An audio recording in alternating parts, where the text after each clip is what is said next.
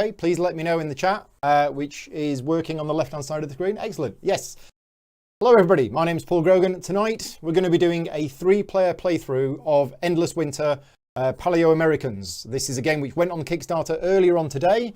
And yeah, I've got the privilege of playing a 3-player playthrough tonight with 2 of the people that are involved in the game, although one of them is not here at the moment.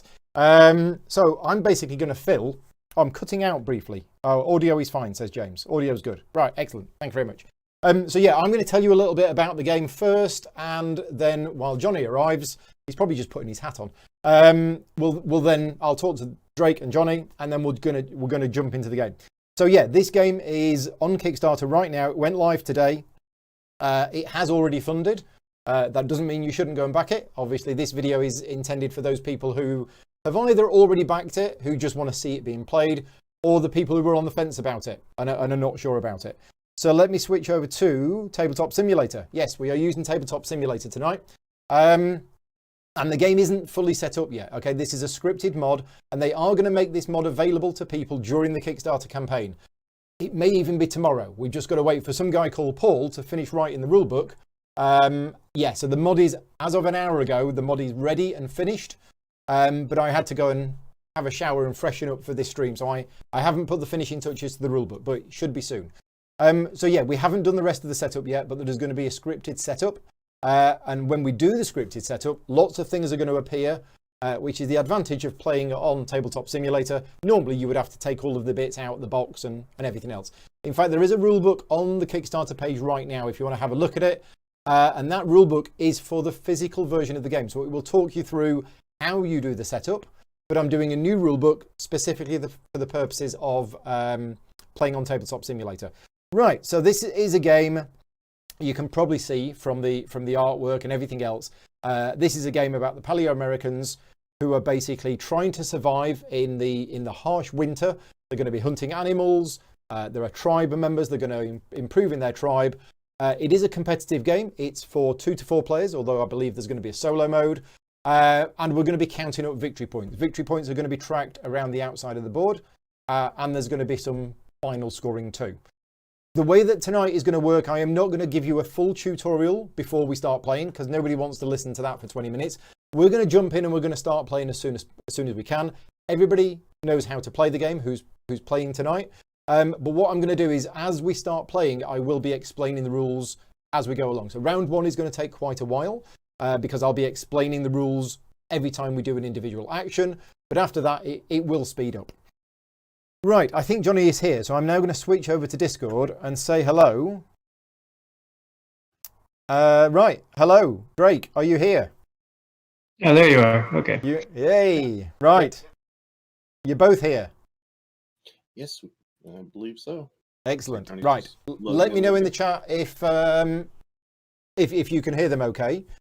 So Drake, just introduce yourself to start with.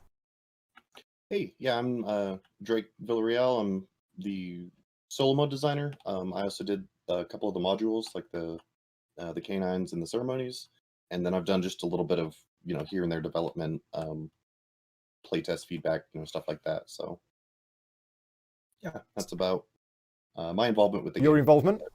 Yeah. So I did mention the solo mode. So you're the person who's done the solo mode for this game. Yeah. Right, okay. And you mentioned also about a couple of modules. Are these the add-on extras that are available? Yeah, so the Canine Familiars, which is available in most of the pledge tiers, I believe. Okay. And then there's also the Ceremony Grounds, which is in one of the higher tiers, but it's also an add-on. Right. Okay. Yeah. But obviously, being involved with the project, like me, I got dragged in to write the rulebook. You can't help getting involved and just talking about things and making suggestions and things like that. Right, exactly. And it's all an iterative process, because once one thing changes, there's little ripple effects and things to be reconsidered and stuff of that nature. Yeah. Cool. How many times have you played the game then? Oh boy, dozens. 2 dozen minimum, but probably somewhere north of that. Yeah.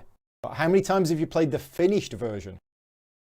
This version, probably 5 or 6. Oh, right. Okay. More than me then.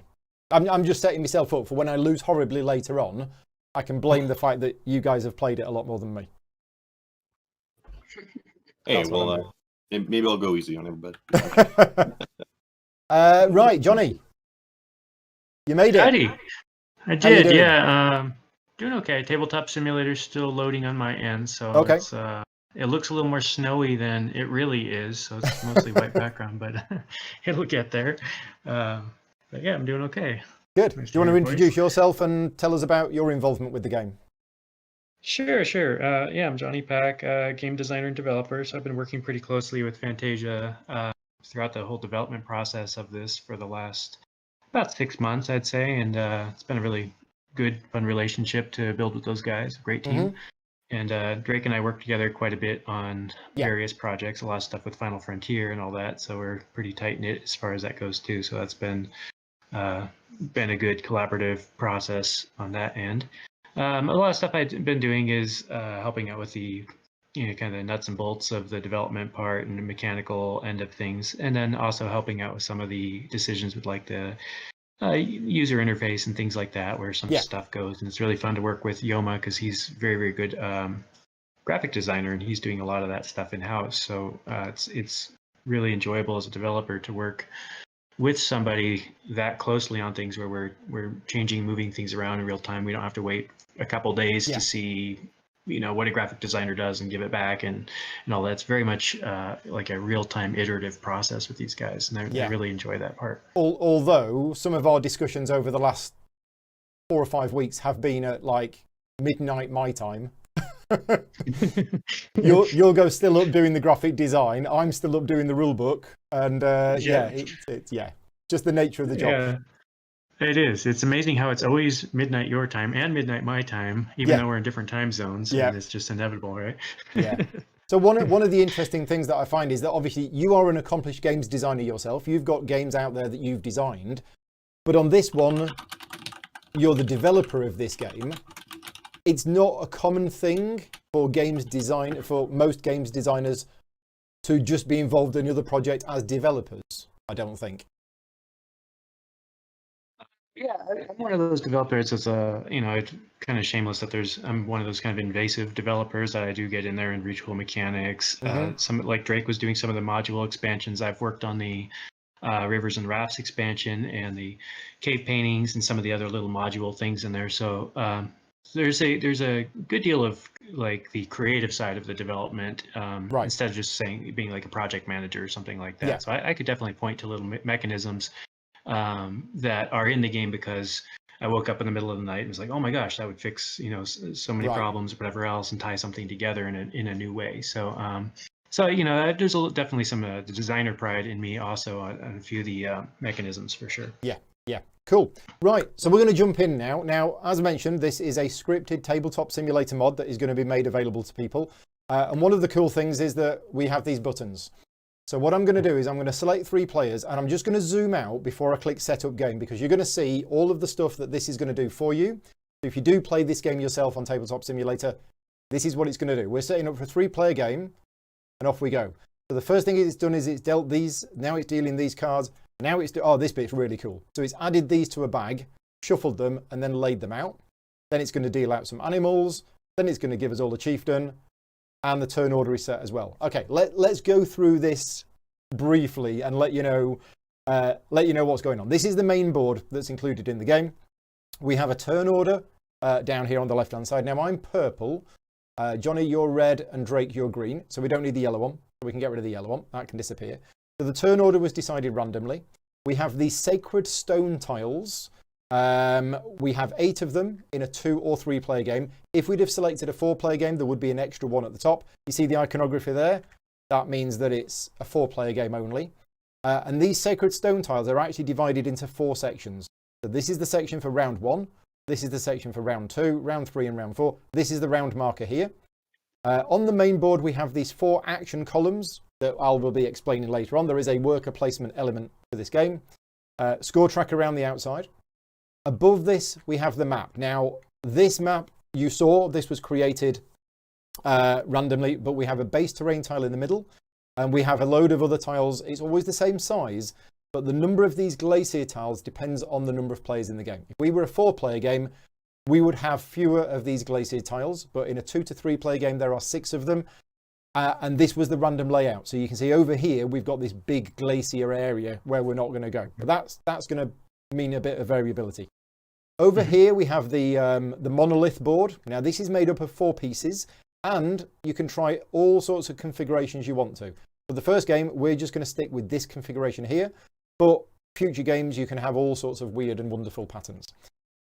Down below the board, we have these tribe cards. So these are in decks of 12. There are five different tribe cards, and they're exactly the same. Each card in that deck is exactly the same. And then below this, we have the culture cards. The culture cards are divided into 2 decks. We have Era 1 and Era 2. Era 2 are covered at the moment, which is what that card is there, so we don't accidentally draw from it. And we have 8 cards drawn randomly from Era 1, which are available here in the offer. We have an idle board here, where we have markers down at the bottom. So I'm just going to get rid of yellow, because yellow's not playing. And we're going to be moving these markers up these tracks. That's going to do things. We have an animal board, where there's 1 more animal than the number of players in the game. And then finally, each of us has a player board. So the player board's got a whole host of information on. We have our little camps here. We have villages. We have some monoliths that we can build. Megaliths that we can build. We have a chief. We have some tribespeople. And we have our deck of cards. It is a deck building game, and each of us starts with 9 starting cards. We're going to start with 10. We'll get a 10th one in a second. We also have 2 markers representing food and tools that we will spend in the game. Right. There's a very quick whistle-stop tour of what you can see. So what we need to do to start with is we need to take our leftmost camp and we need to put it on the base terrain tile. That's not been done as the script. I might ask if they can do that in the script, but until they do, we just drag it over and we pop it on there. What else do we need to explain? Setup cards, right? So there are 5 setup cards here. I'm going to shuffle these, and then each player is going to get one of them at random. So if you 2 want to take your setup cards and do your setup, I'll explain to the audience what's happening on mine. So this is the setup card I've got. First of all, it tells me how much food and how many tools I start with. I start with 1 of each. I'm going to move that to there and that to there. It also tells me, if I look at this here, it tells me which tribe card I start with in my deck. So I mentioned that I have 9 cards at the moment, but I actually start with 10. And that is this one. So I'm going to take a hunter. So of these cards here, hunter is this one. I'm just going to take that. I'm going to pop that into my deck, give my deck a shuffle. And then down below is some extra stuff that you start with. Now I'm just going to have a look here at the other 2 setup cards, and you can see these start with an animal, but they also start with some extra bits. This starts with an animal, but also some extra bits. Mine has started with 2 animals. So I've got a woolly mammoth, and I'm probably going to mispronounce this, the Argentavis. Jonny, does anybody know how you pronounce this? I probably would butcher it. I've been calling it the bird. The bird. Yeah, there we go. The bird. So I need a woolly mammoth and a bird. What I do is I go to the animal deck here, and thankfully with Tabletop Simulator, I can search. There's a bird. There's a woolly mammoth. Done. I'm going to give that a shuffle now. That should be face down, shouldn't it? Yes. Okay. See, then I need to get a saber-tooth tiger out of there. Okay, right. So these are my animals. Now, animals that you get during the game, you basically put below your player board here. And there is a set collection mechanism in the game. So at the end of the game, you're going to score based on sets of animals that you've collected. However, there is a way during the game that you can hunt these animals and tip them, which basically means rotating them 90 degrees to get a benefit. But once you've done that, the animal is then tipped. It doesn't like come back at the end of the round or anything like that. So this woolly mammoth, for example, if I was to hunt it, I would tip it and I would be able to increase my food to the maximum storage, but then I don't have the woolly mammoth anymore. It doesn't count for the purposes of end game scoring. So let's just have a look at the setup that you 2 have got. What did you get? You got 3 food and a tool. But you also got to this place extra camp that I'm going to put out there on the base area. Yeah. So let me zoom out and do that properly if I can. It is. So we have an extra red camp on there. And Drake, what did you get to start with?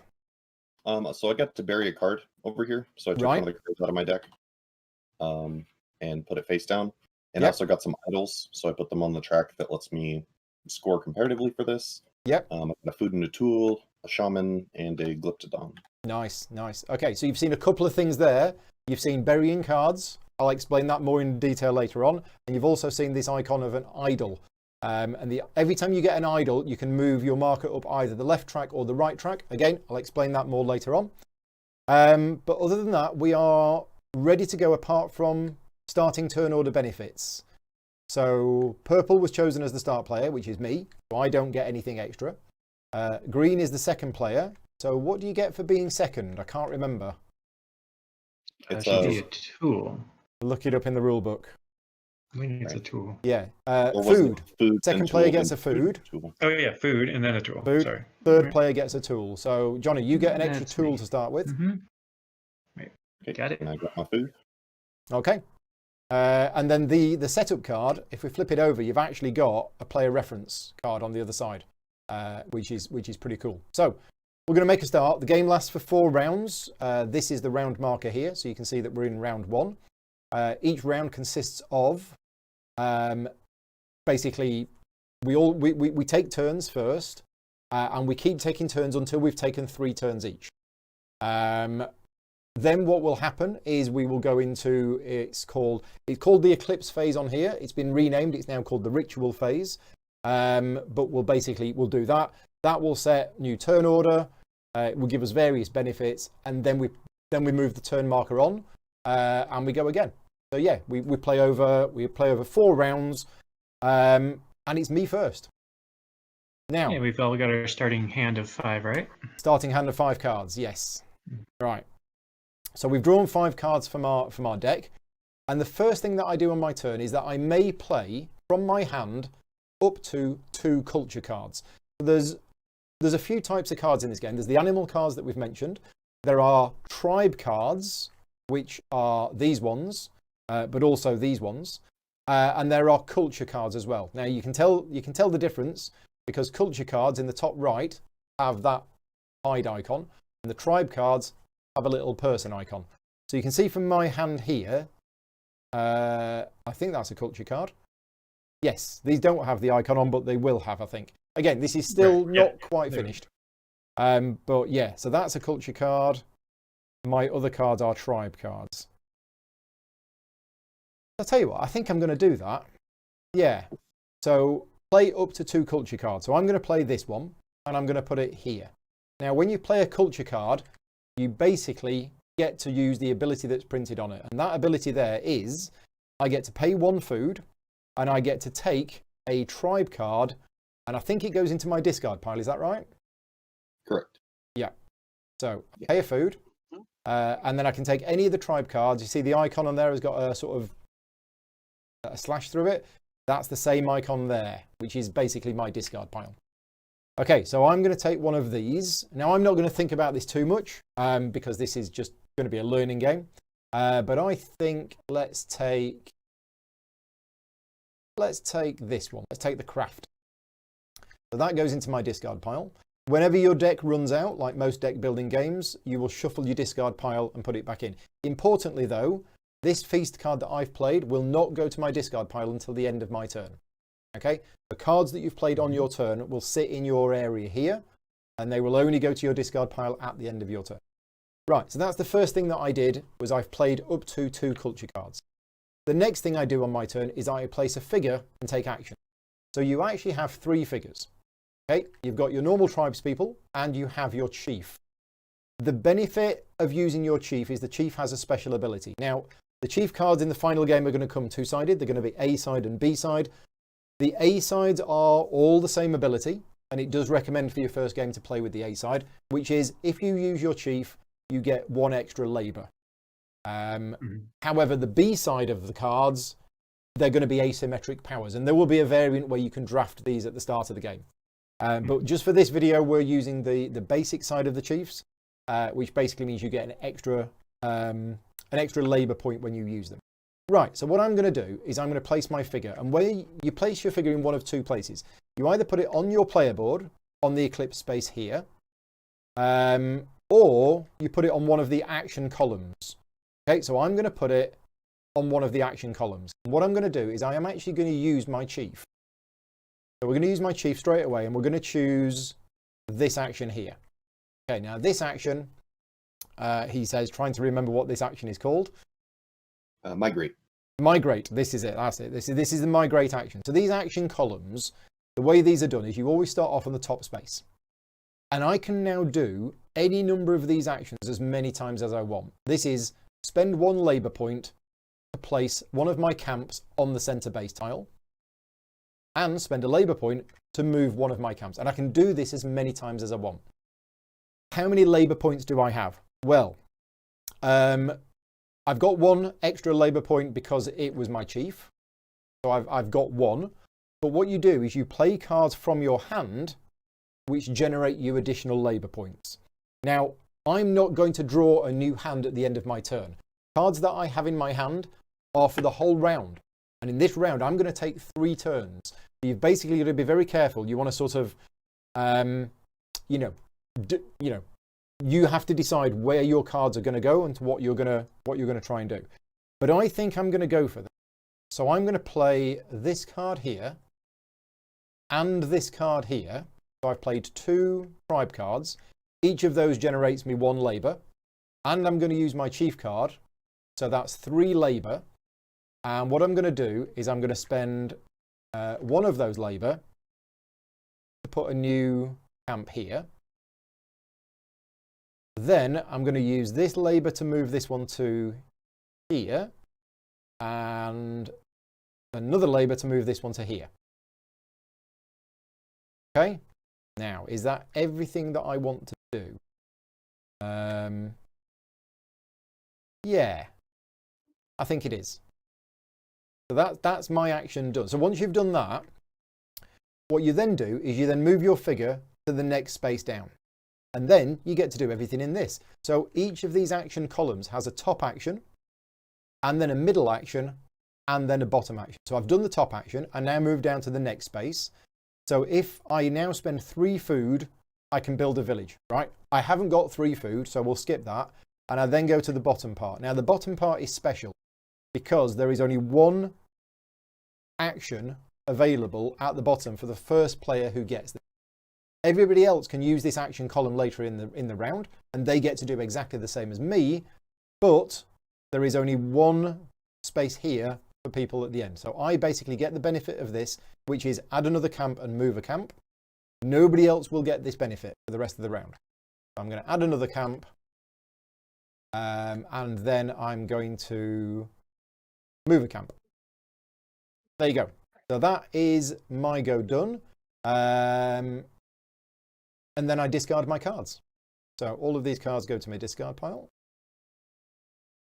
And play passes clockwise. So if we go clockwise from purple, it is turnover. Drake next. Play passes based on turn order. Sorry, yeah, turnover, which is incidentally, yeah, incidentally clockwise. It is clockwise. So I wasn't wrong. The best kind of correct. Right, Drake, talk us through what you're going to do. So I'm going to go ahead and send my chief over here to the initiate action. So you're not playing any culture cards before that? Right. So I'll put my chief up here just as a little reminder, just that I have the labor. And in addition, I'm going to play my shaman. Mm-hmm. So my shaman is going to give me 1 more labor. And this ability here, I can spend a tool 1 time to get 2 more. Yep. So if I pull that tool over there, I've now got a total of 4 labor. Yep. So what this action lets me do is take different of the tribe cards into my hand. Yeah. So right now I can take 2 tribe cards as long as they're different. So in that case, I'm going to go ahead and take a hunter and a shaman. Now, what's interesting here, if you have a look at this icon compared to the icon that I used, so the icon that I used had the slash. This one doesn't. What that means is those cards have gone straight into Drake's hand. I can't see them because that would be cheating. Yeah, and but yeah, those cards have gone straight into his hand. So I can't actually use these for this action, but on Right. subsequent actions, they're going to be available. Okay. Yep. And I'm still there, so I will pay one more tribe's member and a food. So if you notice on the food, there's some notches between the spaces, and I moved it from 2 to 3, therefore hitting a notch, which gives me an extra labor. Mm-hmm. So I just contributed 2 more, and I'm going to go ahead and take a third guy. I'll take an elder. Which has to be different. Yep. Yep. So I've got my 3 different ones. I'm not going to spend any more labor on this action, so I'll go ahead and take all But these. now they go into your hand. So yeah, so just to cover here, this is another way that you can get extra labor in the game is by spending food, but it isn't 1 food per labor. Okay, now it is up to this point here, but if you look between 6 and 5, there is no labor icon. That means if you've got 6 food and you needed an extra labor, you'd have to actually spend 2 food to get that 1 labor. Right. And there are some things that require just food, so that's a good time to spend them. So yeah, kicking on down to the second spot. If I had tools, I could spend my tools to bury cards. Yep. Cards can be buried from either face up in my hand or in my discard pile. I don't have any tools, so I'm not gonna do that. And with this last action down here, I get to bury a card and I get an idol. So when I bury a card, I'm gonna go ahead and take my tribe card that was already played. Yep. And chuck it in the pile there. And I can choose now to get an idol. However, if you look on this track right here, you're allowed to trade things down for something below it. So I don't actually want an idol right now. Okay. Those are good for scoring, but I just got a shaman, so I'd like a tool instead, so that I can actually activate my shaman. Yeah. So this is the lesser benefits track. And this is really important, and you need to remember this, because I remember one game of this that I played, and I completely forgot that you could do this. So whenever you receive any of these bonuses on this track, you can always take a lower one. Could you just move your hand a minute, Drake? It's right over the... There you go. So we've got megaliths at the top, we've got draw a card, we've got an idol, we've got a tool, and we've got a food. So for example, if you get the ability to draw a card, and you're like, oh, okay, well, a card is nice, but actually I really need a food right now, you could actually say, I'll tell you what, I don't want that, I'll take this. So yeah, this lesser benefits track, it's a golden rule that applies all the way through the game, and make sure you remember it. Right, I think you're done. Yep, that's all me. Okay, right, Jonny.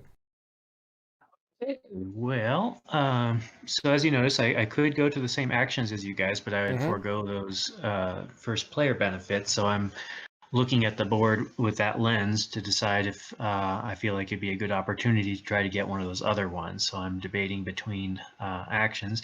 Now, my starting guy had 1 extra camp put out on the board, so I've got a little more headroom to hold food. So I think hunting looks interesting from my point of view. So I'm going to take my chief, who's going to give me even 1 more labor, and go to the hunt action. Okay. I'm not going to play any culture cards, so I'm jumping right into the action columns here. So my top actions here, there's a little menu of things you can do. One of them is I could spend labor to reveal cards into that tableau, which is also populated at the start of the round. And the other option is to spend labor to acquire the cards that are face up there. And my starting card, it was a yellow saber-toothed tiger. Now, if I was trying to collect a set, I'd be looking for those per se, but the rest of these animals also look pretty juicy. So I think I'm going to go ahead and scoop a few of these up. And so if I go ahead and pay 1 labor for the guy, and then I'm going to pay, I'm going to use a brave, which is a starting card that has 2 labor. So that's 3 you've got so far. 3, yeah. And then if I go in and do another person here, I can do this even for 4. And I'm going to go even spend a couple more food and call that 5, 6, and bring me down to, I'm a little fussy at this. So you've got 6 labor. So there's 6 labor in, so that entitles me to 3 of these animals. So right away, I'm going to take these green ground slots, because that'll be a nice set. I think I can start to work on. So I'm going to take one of those and take the other. And then I'm also going to take the VW bus size armadillo, because I see one of the scoring tiles up here later on in the game would reward points for collecting those and effectively eating them. So he might be lunch. So those will be my 3. Right. And And now I'm it's level going to ready. pop So that- down to the next spot. So this action means that I could tip any of these animals, which is go out there instead of cow tipping, we get to tip Yep. these megafauna. So what I'm going to choose is I will actually tip this Glyphodon. If I'm saying that correctly. And what's the shorthand for that? Is it rotate R? E. E. Okay. E to rotate that There way. we go. That's it. So he has been et for E, and that's going to put up the food that's showed on there. So that actually raises my food from what it is now at 1 all the way to up 6. to 6. Yep. So that's where I think, see if I'm seeing that right. Now, lastly, this is what we call in my family the mystery meat.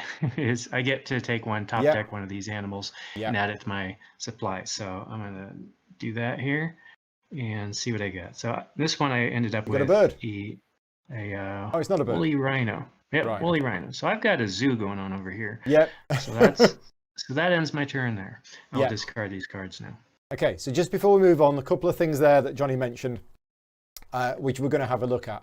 So you may have noticed the food track is also the same track as where your camps are. And you are limited based on the number of camps that you have still on your player board. That limits your food. So at the moment, Jonny can only have 7 food. The more camps that you place on the board means that you can store more food. So that's how that works. And yeah, so Jonny has now tipped the Glyptodon, generated 5 food, but that Glyptodon is now tipped. So there we go. Right, my go. Right, so the first thing I'm going to do is I'm going to play a culture card. And I'm going to play this one. Okay. So this basically means I can spend a tool to place a megalith. So that's what I'm going to do. I've got a tool, so I spend a tool, and I get to place a megalith. So the megaliths are here, and you might not see, but these are actually stacked in 2s. There's 2 grey ones, and then 2 of these colours. You have to place the grey ones first, but the grey ones are neutral ones. They're not going to score me points at the end of the game. You will only score points at the end of the game for your coloured ones, but we need to get the grey ones out first. So I'm going to place one of these grey ones, and it goes on the megalith board here. Now, there are rules of placement. Your megalith must either be placed A, on one of the starting spaces, and the starting spaces are these 4 in the middle. Remember, depending on the configuration we're using, they may not be in the center. They could be on the edges, but it's these ones with this icon on. You can either start on one of the start spaces, or if there's already another megalith on the board, you can put it next to another one of anybody's. You can put it next to your own or next to somebody else's. Or if there was 2 of them adjacent, you could put it on top. And you're actually going to be building up a 3D board here. But to start with, I don't really have a choice. I'm going to put it on one of these 4, and I'm actually going to put it on this one here. And then as soon as you put a megalith on the board itself, you get the benefit of that space. And that is basically I get another megalith on either one of those 2 spaces. So I'm going to place another one, and it's going to go here, and that's going to get me 2 food. Right, so that's my culture card placed. The next thing I'm going to do is I'm going to choose, place this figure here on here. Okay, and I get to do this any number of times, which is spend 3 labor to take a culture card. Now, I don't have any labor, so your normal tribes figures don't generate any labor. I could, if I wanted to, spend 2 food to generate a labor. And I could actually play another card to generate labor. In fact, should we do that? Ooh. Let's have a think about this. No, I'm not going to. I'm actually going to go here, but I'm not going to do this action. Okay, so I'm now just going to move to the next bit. This is, I can spend food and tools to buy one of these sacred stone tiles. The cost to buy them is actually printed on your playboard. You have to buy them in order. And the first one you buy costs 1 food and 1 tool. I don't have a tool, so I'm not going to do that either. So I'll explain the sacred stone tiles in a minute.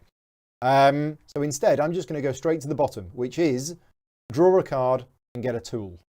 So although that might have seemed like a bit of a waste, because I didn't actually do any of these actions, Because I didn't have very much left, I was limited with my options anyway, but at least I get this bonus, which is draw a card and gain a tool. Gain a tool, draw a card, and that is me done. So back to you, Drake. All right. I think I'd like to go hunting as well. It would have been nicer if Jonny didn't nuke the entire board worth of animals. Yeah, that's what I was thinking. You're going to have to go milling. Yeah. Yeah. I'll get over it though. All right. So with my hunter, I've got 1 labor plus 1 labor because he's a hunter. So Yep. I'm contributing 2 so far, and we'll go ahead and make it 3. That's Because 3 I labor. do want to flip 2 animals off. See what I can. See what I can get. Oh, that's Okay. nice. Not bad. 1 labor left. Yeah, 1 labor left. So let's go ahead and make that 3 labor by dropping a shaman and a tool. Yep, pop it there. So with 4 labor, I'll go ahead and no, I want both of the rhinos. So 2 and 2. Yep, you're leaving the Glyptodon. Oh yeah, I'd have to spend completely out of out. Look at him, he's so cute. How can you leave him I out in know. the cold? You know you want him. I can't do it. Oh. But I will lead his buddy over here. Oh, right, okay. That's how it works, is it? Yep. Poor guy. Yeah. Eat him on down and And then you're done. So any other figure that is placed in this action column, so remember, the bottom one gets the first one there gets the bonus action at the bottom. Anybody else just goes down here. So multiple people can use this action column, but only one person can get the bottom action. Right, you're all done. yes. All right. I'm Over to going to red. go and get some peoples. So I'm going to go over here to the top of this track. Again, I'm not going to play any culture cards. And this is that I could get different tribes members up here from these decks. And I also have a decent amount of food. So I'm probably going to do this with a combination of food and cards from my hand. Okay. In order to get some of those. So I think I'm going to go kind of heavy on these and see if I can maybe go in and get 4 cards. So that'd be looking at a total of 8 labor in order to do so. Wow. Yeah, so if I kind of run out my food supply here, I'm looking at, I've got 5, and then I'd have to provide 3 more from my hand, right? So I'm going to go ahead and do that. So I'm going to pay out Spending all of your food. all my food. Yeah. And then I happen to have all of these. So Basic. 3, yeah. Here, and that brings me up. So with that, I'm going to come over here and select. Now these have to be different ones I select, so I'm going to get kind of the big variety here. So let me see what this is going to be. I'm going to start with a shaman. Let's go shopping. And I will take an elder. And I'm doing okay in the hunting zone, so I might actually go for another hunter. And I will go for Pathfinder. So those do go into my hand. I can't spend them now, obviously, and that concludes my turn. And I will, well, that part of the turn, excuse me. Now I go down here, and I do have the option to bury a card if I spend a tool. And I do have a tool, so I'm going to do that, and that's going to bring me down 1 tool. And I'm going to bury one of these basic workers, so that way I can upgrade my hand a bit. So I'm going to turn that sideways and flip it, and let's consider that buried. And then, of course, the first player bonus was already taken down here, so I'm going to go into the general area, and I'm done. Okay, so we'll just I'll just talk about burying cards. Now, in a lot of deck building games, there are ways that you can thin your deck and get rid of the cards that you don't want, because the card that Jonny got rid of is a basic card. Okay, all of the cards that you're going to get during the game are better than that one. So it is a good idea to try and thin out your deck and get rid of those cards, and burying is the way you do it. However, there is another benefit to burying cards as well, and that is when we come to the end of game scoring. And that is where this right-hand side of the idle track comes in. So whoever has got the highest marker on this track will get this amount of points based on how many cards they have buried during the game. Whoever is the second highest will get this one, and whoever is the third highest will get this one. Okay, so that's another reason why you want to bury cards, is that they will be worth points at the end of the game, depending upon the position of your marker. But they are also thinning out your deck and making it better. Right, so it's my last turn. for this round. And I'm going to go hunting myself. Because I have a hunter card. Oh, that should have gone there. So a hunter card is 1 labor normally, but if you use it to go hunting, it's an extra labor. That's 2 labor. And I'm also going to use this card, so that's 3 labor. Okay, so with that 3 labor, the first thing I'm going to do is I'm going to reveal a card. Then I probably want to take one. Now, none of them match, but that's okay. So what I'm doing is I'm looking at the top. You see the top right? That tells me how many of that type of card there are in the game.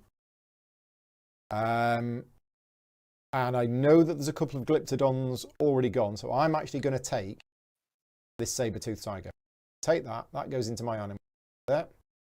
And that's my 3 labor spent. Then I move down to here. I can tip one of the animals. Now, if I tip the woolly mammoth, I actually move my food. If you want. Say again? Oh, you could tip any number of them if you... Oh, that's right. Yeah, any number of them. I could tip this, and that would give me 2 tools. This, by the way, this is a rainbow on the bottom. This is a wild card. When we go to the end game scoring, I can use this card. It can count as one of anything. So I'm tempted to keep that. I think at this point, I am going to tip the saber-toothed tiger. So I get 5 food, and I go up to 7. Okay, and then I move my figure down into the bottom area. And that is it. That is my 3 turns done. So that is pretty much it for the round for me. And then you'll do you can put the cards into your pile now. So at the end of your 3rd turn, you can now, if you want to, if I had any remaining cards in hand, which I don't, but if I did, I could either keep them in my hand or I could put them face down into this ritual area here. And we'll see what happens with that if one of you 2 does that. But I don't have any cards, so I'm not putting any cards into my ritual area. Very good. Right, Drake.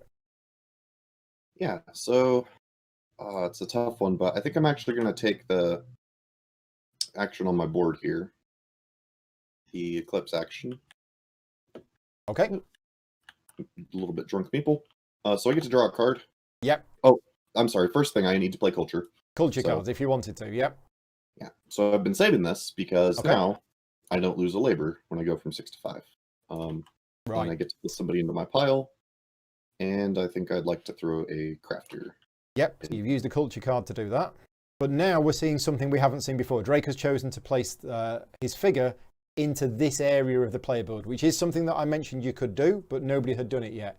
And the benefit of doing that, well, there's 2 benefits.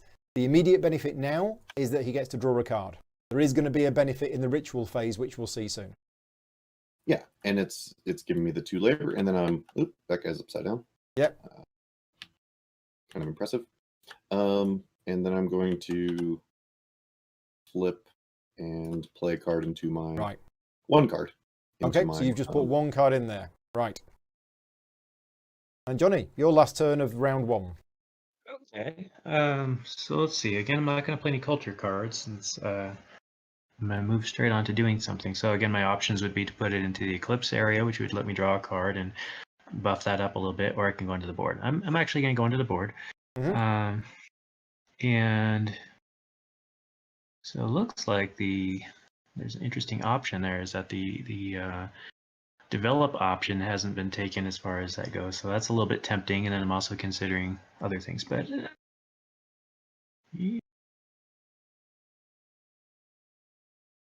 maybe I'll do that.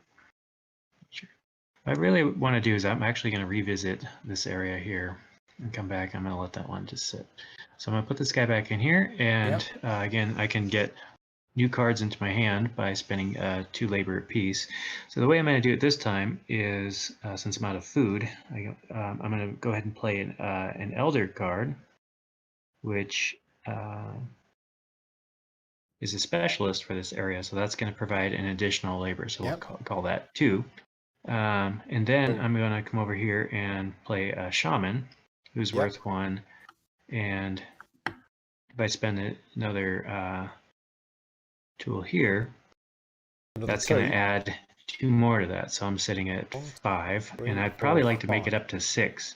So what I want to do is, I don't have food. It would be nice to tip that over, as I may inefficiently go ahead and play a character that's not in their best suit. So in this case, I'm going to play this guy. He's not going to get his benefit. It would be nice to play him over in the hunt zone, but I'm just going to use him for his basic labor, so it brings me up in the world a little bit there. So I've got enough now to acquire 3 cards from labor. this. Yep. So I'm going to come in here and pick out who I want to go with next. And this time around, I'm going to go with another shaman. I like those, so I'll grab one of those. And this time I'm going to take the crafter in the middle, which is new for me. And I'm going to go ahead and take another pathfinder. Okay, so those have been acquired into my hand. And then I can move down, and I have that option again to spend a tool. Now this time I don't have a tool to spend, so that's out of the equation. And then I'm going to finish my turn and visit myself down here. So I discard these into my pile, and then the last thing I'm going to do is I will be putting some cards into my ritual area. So I'm going to pick those out here, and if I remember how to do this properly, I F to flip. Flip them in my hand and then put them You out can there, flip right? them in your hand so we don't see, Right, so I'll do that. Although you are the last person to play the cards, so we can't react to that anyway. So while Johnny's doing that, I just wanted to mention this bit here. This was spend 2 labor to draw different tribe cards into your hand. But what you cannot do is then use those tribe cards to generate additional labor. So what you do is you basically generate all of the labor that you can, and then you buy the cards, and then the cards can go straight into your hand, so that you don't accidentally use one. That you've taken that turn. Okay, right. So I did put 3 cards into my pile there, so 3 cards. That's my stack. Right. Okay. So now we go into the ritual phase of the game. Thematically, this is where there's been some kind of eclipse or some kind of defining astrological phenomenon. And what we all do is we all reveal all of the cards in our ritual piles, which for me is none.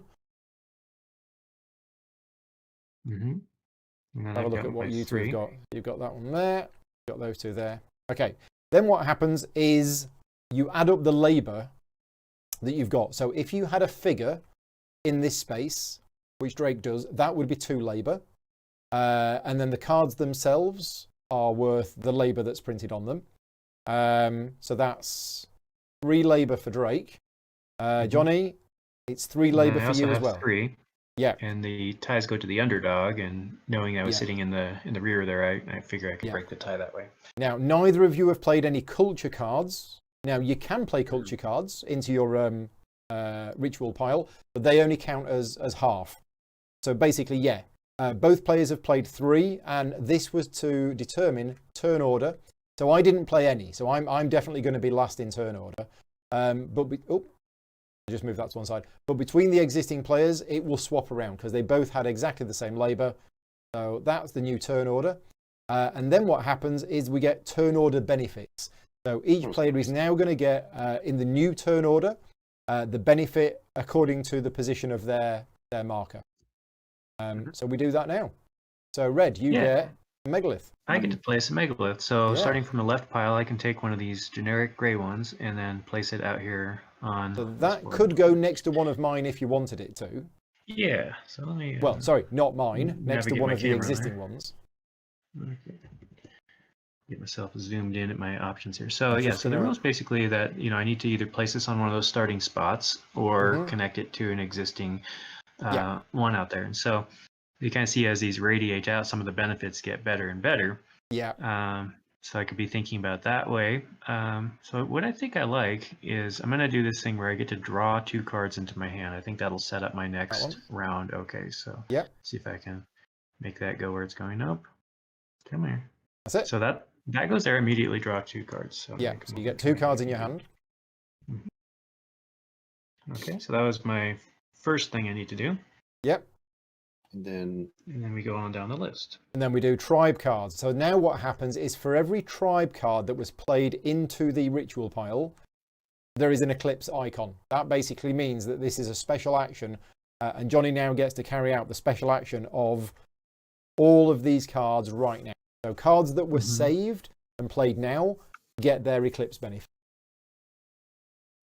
So that's giving me movement points for these pathways. I'll group these together so you can just see what's going on there. So the easy one is this craft over here is going to give me a couple tools. So I'm going to take those tools. And then in total, I've got 4 movement points that I can go and spend on the map up there. And this is because that's a double arrow there. So that's actually 2 movement points for this one and 2 for this one. Here we go. Where are you going to go? Yeah. Oh, yeah, exactly. So what I want to do is try to go someplace where I can get a little bit of influence on the map and maybe get some of the benefits, because that's going to resolve very shortly here.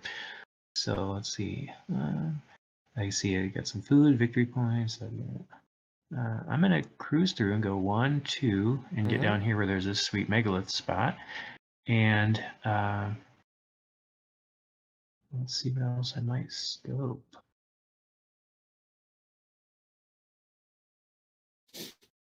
And so it's going to be difficult for me to get anything off that food one right there. So, and if I come down here, there's friendly ties in this game. So as long as I don't get beat out here by purple, I might be able to get that second megalith. I don't see there's any reason why that would happen. So I think I'll sit there for now. And that was resolving my cards. So those are effectively done. Okay, so that's the second thing you do. Then what we do is the terrain tile. So what we're going to do is we're going to look at the map and we're going to gain the benefits from each of the terrain tiles where you have the most influence or the tied most influence. Now at the moment, none of us have any villages on the board. I'll explain them in a minute. But basically each camp is 1 influence. So Jonny's going to get the bonus for this tile and for this tile, which is 2 more megaliths. Right, so I get to take this last grey one. The lesser benefits do apply. So if you didn't want the 2 megaliths, you could have other stuff instead. And that could happen later in the game if, say, I run out of megaliths in the last round or something. It'd be nice to be able to draw a card or do something different. So there's very rarely a wasted action. So, okay, so I think I'm going to break into this zone here where I'm going to put something fresh out on the board. And I'm going to put this one here, and that says immediately to place yet another one. So now I get to break into my color ones. But now you're on your own colors. And it needs to be in one of the 2 locations that it was connected to. So in this case, it's saying I need to bury something. Just bury a card. So I go through my, in this case, I can go through my discard pile and find something that I would like to bury. And I remember there's some of those not so good. So whenever you bury a card, you can bury it from either your hand, from your played area, or from your discard pile. The only place you cannot bury a card from is your deck. So yeah. Now, just a quick note about the coloured megaliths here. The coloured megaliths on the ground floor are not going to be worth any points at the end of the game. But any of your megaliths that are on a higher level are going to score points at the end of the game based on how many megaliths are below them. So if you had 4 megaliths on like the ground floor and then 1 on the next floor, you're going to score 4 points at the end of the game. Whereas if you had 2 on the next floor, that would be 8 points. And then you can go up and so on. We'll explain it more when we get to the end, but basically that's how the end of game scoring works. And that's why you want to put your own megaliths on the board. And that's why you want to put them on the higher levels. By putting them on a higher level, you're not getting any of the benefits of the spaces, but you are getting the points at the end of the game.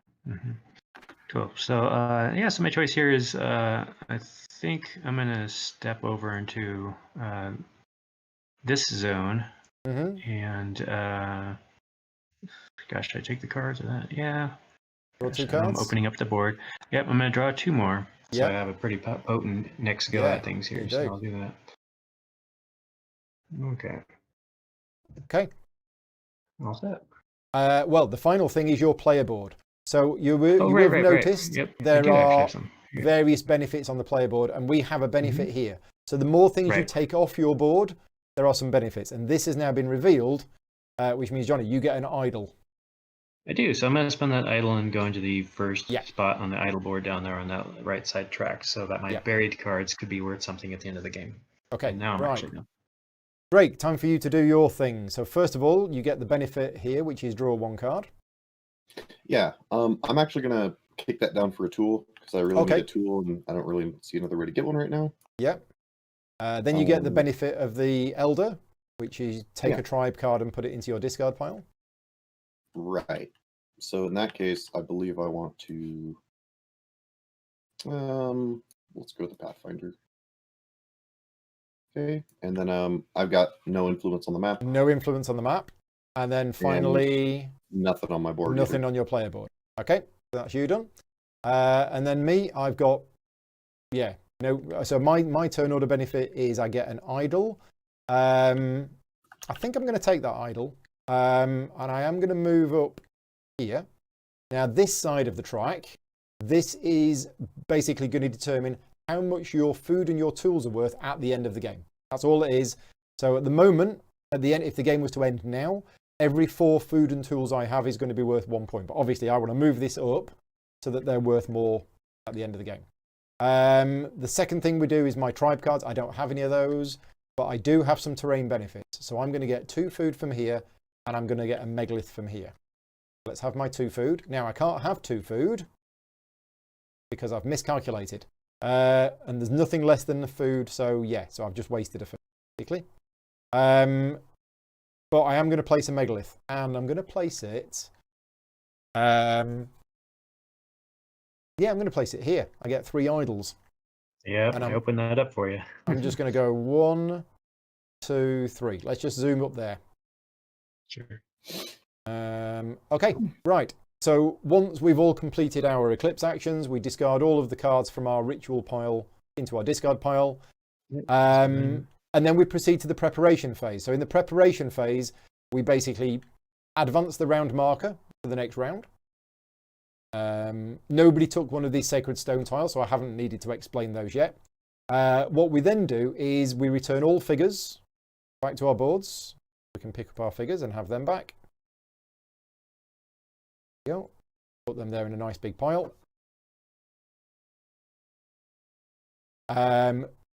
Refill the animal display.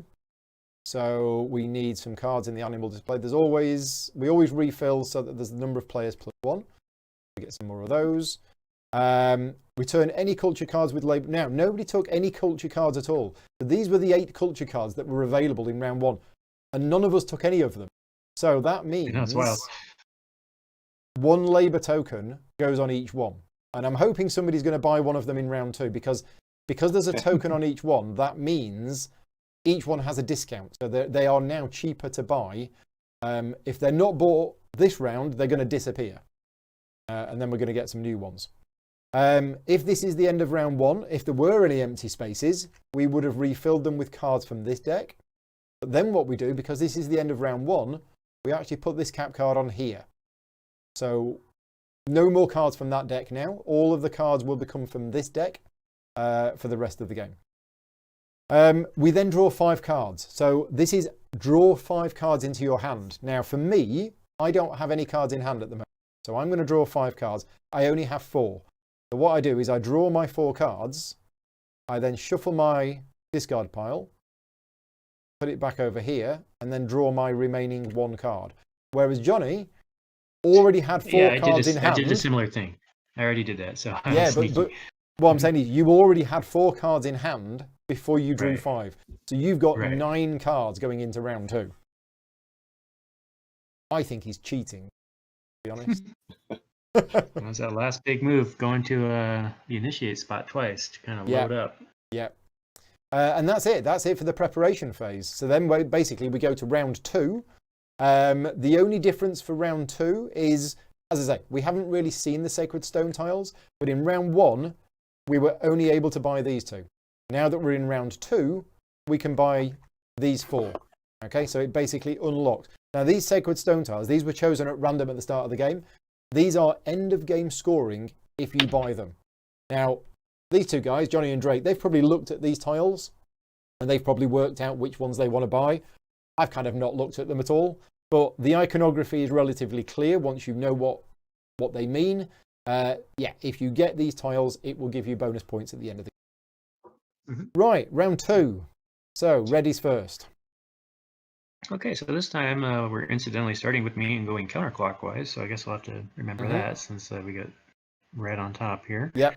And time to break in. All right, so this time I am going to do a little bit of the culture card thing since I did draw my starting ones this hand. I didn't have those in my first hand. So this one comes out, and this allows me to spend a tool to place yet another megalith. And Yeah. I think those things are great. So before somebody else scoops up that good one which I opened up, I'm going to try to go grab that one. It was just too juicy. And I almost got it. Thanks. 3 idols. So that's 3 idols. So I can disperse those on the Yeah, track you here can as I split them, like. can't you? I could try to go a little crazy on this one. So I'm going to go 1, 2 on that side and kind of take the front runner, and then I'll start myself on this other track as well. Yeah. Okay. And okay, so that was that. Then I could play one more if I wanted to. I'm not at this point. And then I'm going to go ahead and proceed to placing a piece out and do something. So I got the whole world's open to me here. This looks interesting. Okay.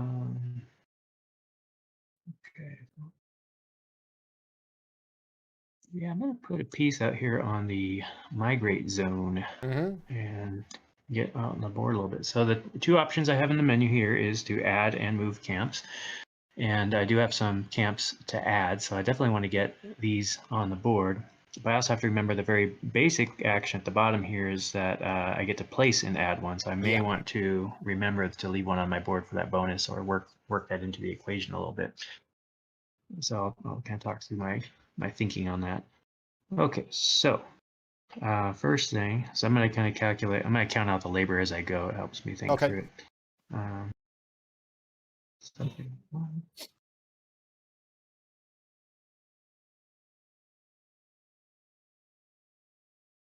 Okay, so I'm going to add 2. So that's going to be 2 labor for sure, and I'll show you how I pay for these in a moment. So that is going to be paid for with a Pathfinder, which is good for that zone. So that's covering the placement of those 2. Yep. And now I want to do another Pathfinder, which will give me some movement points. Yep. So I'm going to go 3, 4, right, like so. And now I want to spend. Let's see, I don't have a lot of food, so this isn't ideal, but I'm going to go ahead and get some more peoples out here. All right, so I'm going to do a shaman and spend a tool. That's going to give me 3 more labor, so I'm going to go, I'll leave that one on there. So,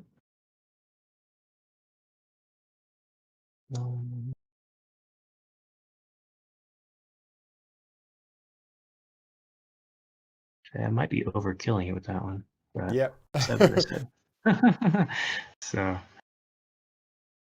yeah, that's probably a little overkill. If you don't mind me doing take backs, I'll just do a basic guy instead of that one, because that'll cap me off where I'm sitting, if that's okay. You get the tool back as well. And I get my tool back. Okay, so that's done with that part. So the next part, if I had some food, it would have been really, really cool, because I could come down here and build a village, and I just didn't quite have that at this time. So then I might come down here, and that's where I waited to save this one, and then I do have one more movement point. Yeah. And if I want to get anything out of this, I probably need to tie this up at the time here, or I could be more blocky and come over here, or I can send this off in a different direction altogether, which I think I'll do. I'm going to send this one north. Goes up there. Yeah, and that concludes my turn there. Okay. Your cards go to your discard pile, and Drake, you'll go. All right, let's start with this. Pay a tool to build a megalith. And man, it's really not ideal.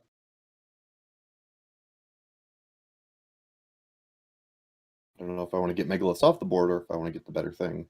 All right, let's do that. Let's put that there. And let's put that there to get myself my tool back. Yep. A little bit of a rebate going on. And then I would like to hit this guy, the develop action. Oh, that's going to be big.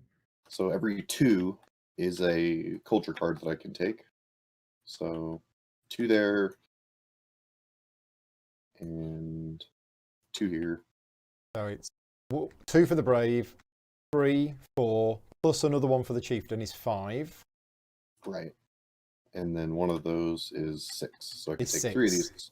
So it's normally 3 labor to buy a culture card, but because there is a token on it, that basically means that it's 1 cheaper. So basically each of these cards is going to cost 2 labor. Yeah. So we'll take What this was one, broken back off. this one, and let's see. And those cards go into your hand, don't they? Correct. Yeah. Yes. Yeah.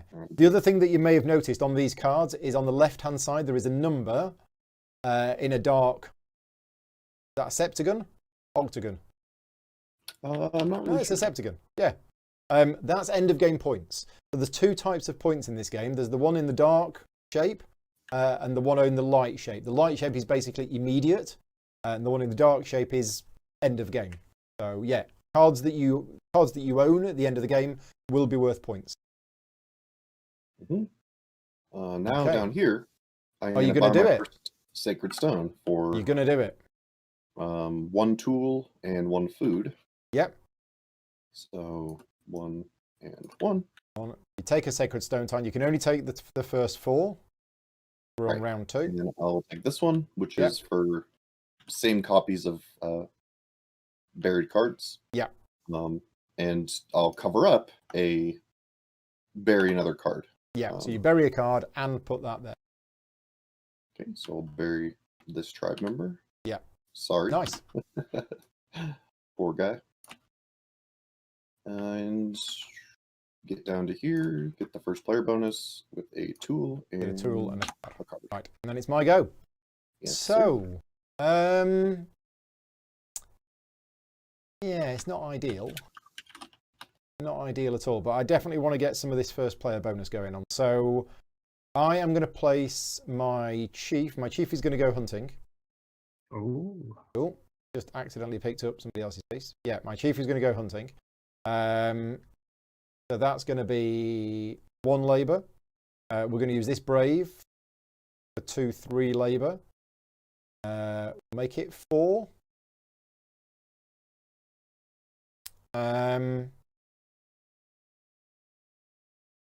We'll do 4 first. You can do this, can't you? You can spend some labor and then put more in. Yep. That's 1. It flips 2 at once, so if you want to see more. Yeah, that was a little small change. So you get to flip 2 for every 1 labor. I know the board wasn't updated there. Oh, it is, isn't it? Yes. Yeah, it's the old icon. Yeah, that's the old icon. That needs updating. So it's 2 cards for 1 labor. Right, thank you. Okay, I then use my remaining 4 labor to take these 2 cards.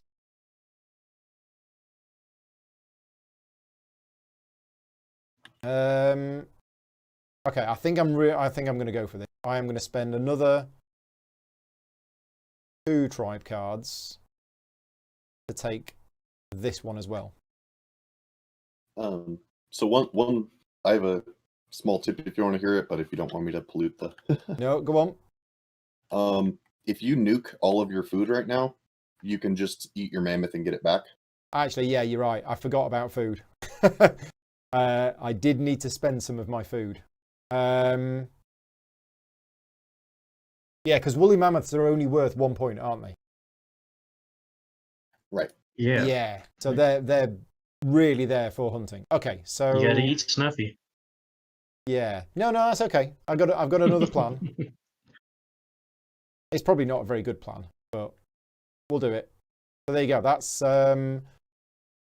So yeah, so I'm not going to do the hunting, but we are going to do the bottom bit, which is basically just take a card from the top of the deck and get it. Have this one. That's right. We Take have the lots from Jonny. We have a menagerie. Yeah. One animal short of a zoo. Of course, I put my chief in here and I shouldn't have. Oh, you just covered him up.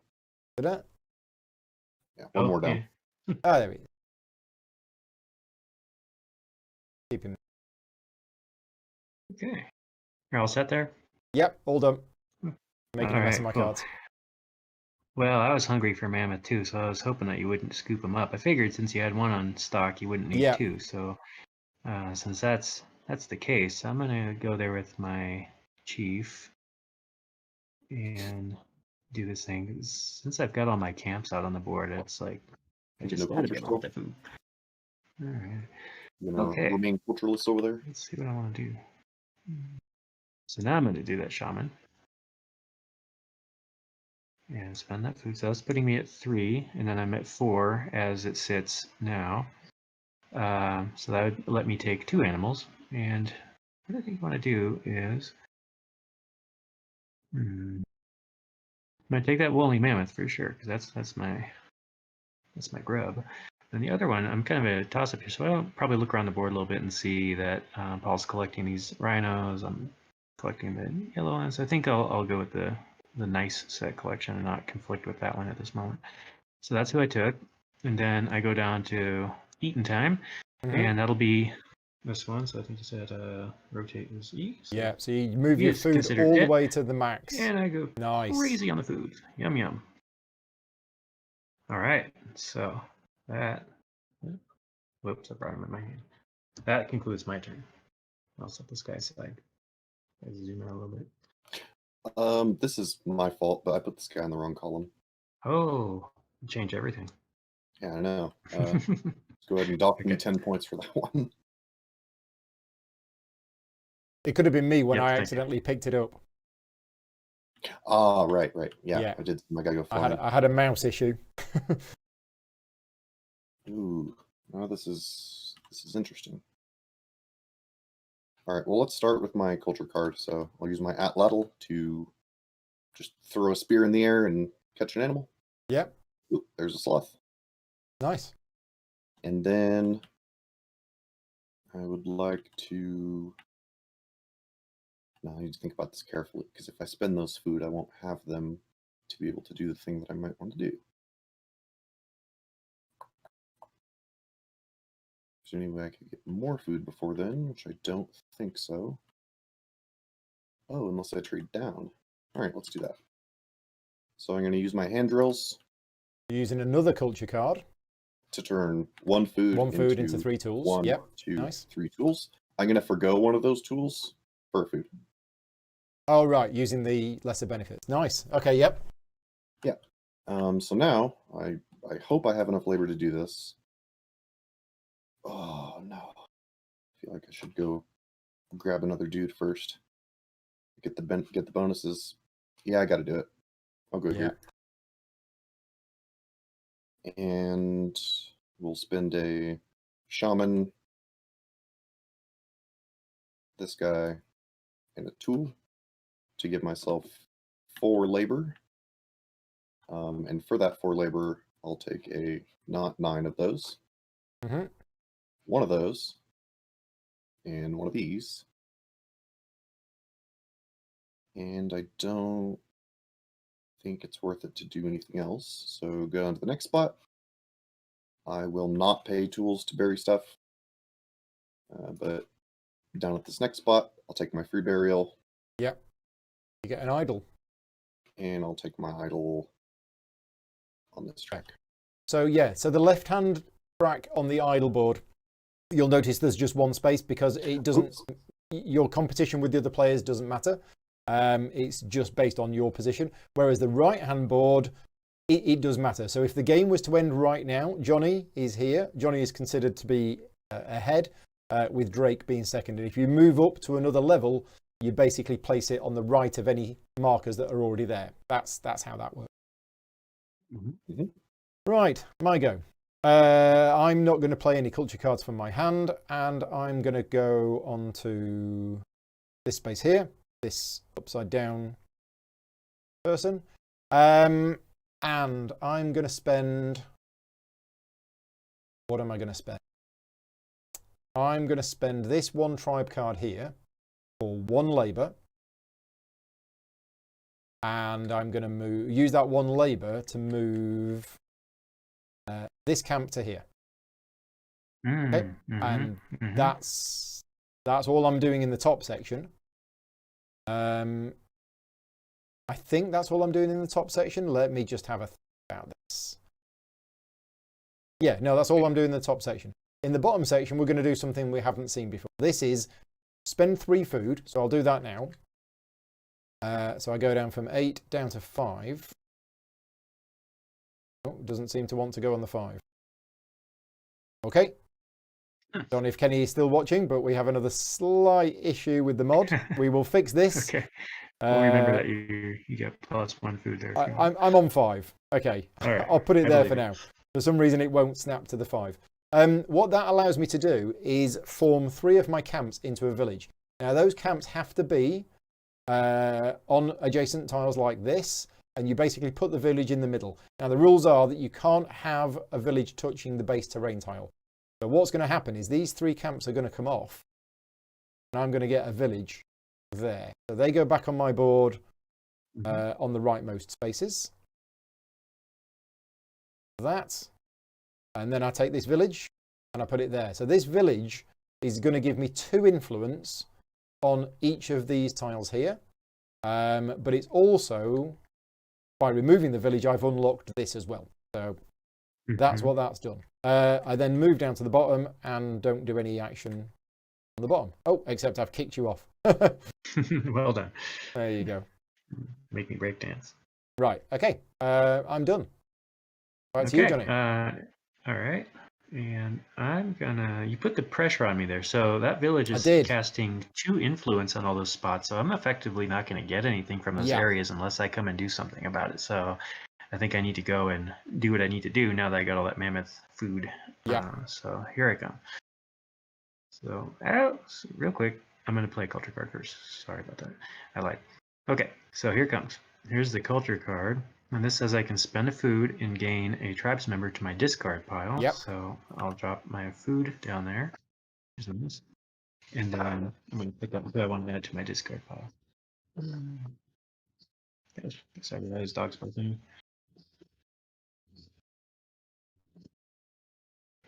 How do you turn off your dogs, babe? Well, we can't hear them coming through, so that's... Oh my gosh, that didn't help. My apologies.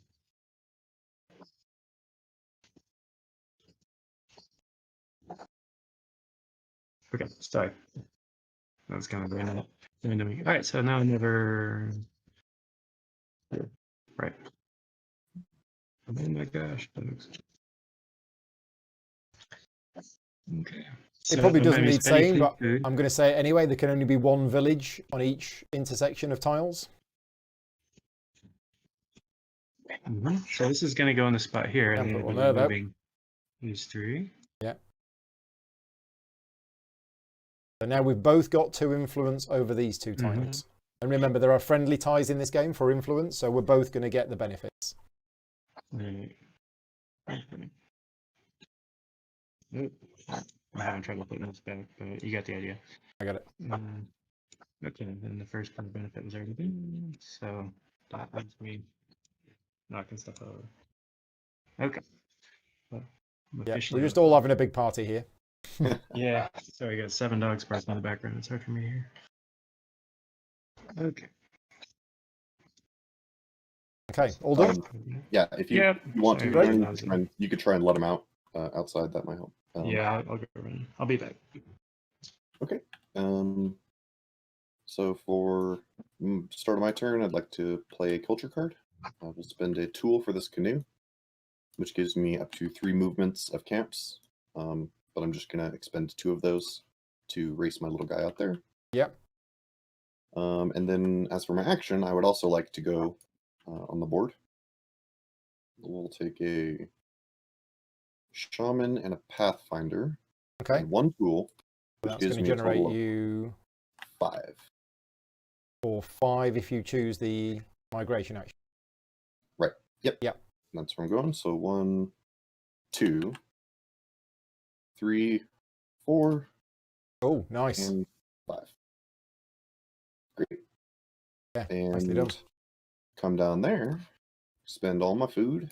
Yep. And I'll drop the village in the middle. Nice.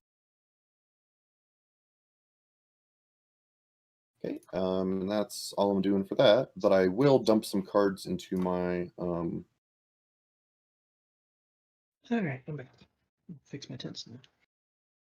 yeah, and if you wanted to put cards into your clips pile, Johnny, I'll let you do that. Oh yeah. Sorry, that was my mistake. Right. Right. And then it's my last turn. So I've got no culture cards. I've got no tribe cards, so I will just be going somewhere and spending some food. I think I need some better cards. So let's go here. So my food is on the 5, so I can spend 1, 2, 3, 4. I can spend 4 food. So I've got no labour normally, but I'm spending 4 food. That generates me 4 labour. And with that 4 labour, I can buy 2 cards because cards have got a 1 discount. So what do we want to buy? I'll buy this one. Just one in your pile, Johnny, in your Eclipse pile. Yeah, there's one in my Eclipse pile. This camp is like psycho. It's it does weird things. I think I'm going to buy this one as well. Yeah, so I bought these 2 cards. Now these cards go into my hand, don't they? Yes, they do. Thanks. I have those 2 cards into. Then we move down to here. Do I want to spend food and tools to buy a sacred stone tile? I think I do. So I'm going to spend a food and a tool, and I'm going to buy. Now, which one should I buy? So that one there is giving points for specifically. It's the woolly rhinos, isn't it? Yeah, that one. Eating them. Of which I have none. This one is for points on for having camps specifically on this type of tile, which is very difficult to get. Well, I've kind of gone the other direction. I mean, I could get that. And this one is for having different types of cards in your burial pile. So I'm going to take this one. So that goes there. I get to bury a card, and I'm going to bury. Okay, and then I've got these 2 cards in my hand. Now I could play these. We all know what they are. They are culture cards because I've just bought them. Each one of these is going to be worth half a point when we determine the new turn order. So I'm first of all going to look. Johnny, you've played 2 cards. Yeah, Drake. Sorry, Drake's played 2 cards. So I suspect even if I play both of my cards, I don't think I'm going to win that. So I'm not actually going to play any cards. I'm going to keep these cards in my hand. Okay, right. So that's the action phase over. So now we do the ritual phase. Reveal your cards that you've put in your ritual pile. Let's work out the turn order. Absolutely killing me. So you've done 2, and you've done. You've done 2 as well. You got the extras from the shaman. Yeah, so I have a 3.5. Oh yeah, the shaman. That's their special. Yeah. Yeah. Okay, so turn order doesn't change. In the pile. I thought there was just one. Right, in which case, Johnny, it's you first to get all of your benefits. Okay, so I will take the megalith first. Yeah. I'm a fan of those. So I don't think I'm at the transition where I want to start putting them on the top level. So I'm still going to scope around and try to find a nice lower level piece here. So let's see, how do I navigate? All right, so I'm scoping. Yeah.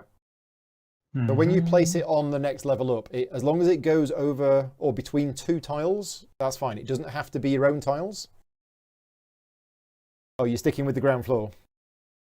Yep, so I stuck with the ground floor. I'm going to go ahead and move up this track. 2 over here. Well, that was 3. 2 over here as I spoke, and 1 on this track. Yep. And investing in both of those a little bit. So that was my player order benefit.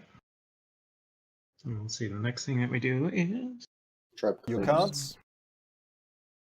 Yeah. Okay, so the shaman was what allowed me to just win that situation because it came with the extra labor. And then the Pathfinder, again, gives me 2 movement points. And that's kind of important over here because Paul's beat me on this megalith. And as you know, I like megaliths. So I'm going to go 1, 2. And now I've got the same amount of influence on this spot as before. So that resolved my cards.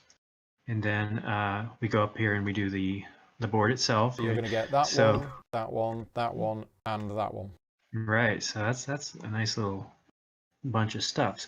So I get that tool, 1 tool, and that's going to bump my food up to my maximum there so I don't get the full benefit. And then I get 2 more megaliths.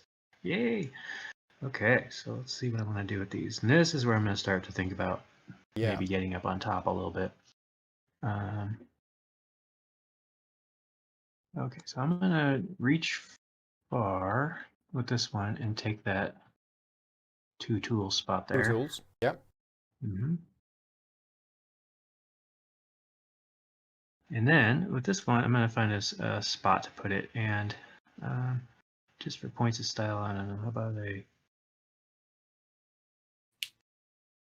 I'll stick it out here. This will be, that sounds like a fun spot. Why not? Okay. Right there. So that's on top. So what that's going to do at the end of the game is going to give me points for my color pieces that are anywhere on this board that are lower than that piece. So since I know I've got 5 down below, this will be worth 5 points. And if I continue to put them on top, I can presumably get 5 points for each one, if not more, if I build a little superstructure. Okay. Nice. Very good. And then I do my player board. So by unlocking those megaliths, that gives me some idols more down idols. here, and I get to draw a card. So from the village there. So I'll go ahead and get the card over with. That's 1 to my hand, and then 3 idols. And I can start cruising up this thing pretty strong. And there are some in-game victory points on the right track if I get up into the high turf. So just because I'm in the lead a little bit here doesn't mean I want to stop there and get too comfortable with myself. But I think these are actually immediate victory points rather than end game ones. Mm-hmm. Right. So I'm going to go 1 there. And then I'll start eking my way 2, 3. Yep. There. And my board has been resolved, and I'm done. Okay, great. Yep. And so I get to draw a card for my turn order bonus. Yep. For my guys, I get to place a camp and gain 2 food. Mm-hmm. And then the other guy lets me move a camp 2 spaces, so I'm gonna run over here to this point spot. And then I get to resolve the terrain, which is a total of 2, 4, 5, 7 points. 7 points. We have our first points. Hey. And then my player board. So 1 more card. Okay. And that's me. So I get an idol. So I'll just move up this side again. Cards. I didn't play any cards. Terrain. I get 2 food, a tool, and a megalith. Take 2 food. Tool. We'll take a megalith. And I'm gonna put this there, which allows me to place another one, which I will put there. So it has to be adjacent to the one that you just placed on those. Oh, it does. There. Oh, of course, yeah, because that's the Thank you. Mm-hmm. I'll put it there to get a card. And then terrain tiles. No, I've done the terrain tiles. It's my player board now. I get to draw a card, and I get an idol, which will be, and that's there. Right. I think we're all done. Yep. So we move on to round 3. These cards disappear. The ones that had labor tokens on, so they all go. They are removed from the game. We now get 8 new ones from this culture deck. So we have some cards here with obviously unfinished artwork. The game is still having a few cards being worked on. Mm-hmm. Those all come out. We need to populate the animal board. Have a few more of those. Ooh, look at all the bunny rhinos. Oh my gosh. Yeah. Yeah. That's a herd. Lumped together. We get our figures back. Mm-hmm. Draw 5 cards from our deck. I draw 4. Flip that over. Shuffle it. 1. There. I don't know how to get my guys on it upside down. I'm not good at this program. F will sort it out. Yeah. Okay. And so I need to draw 5 cards. I do 4 from this, and then I'll be flipping, shuffling. We've done that. We've done that. We've done that. We've done that. We've done that. Hey. So it's round 3. Turn order is the same as it was last time. We go. Okay, back on top. Yay. Oh geez, I gotta stop contributing to the to the Eclipse pile. Jonny's just gonna beat me up every time. Oh, maybe I'll let off. Who knows? All right, so let me observe my hand here, what I've got going on.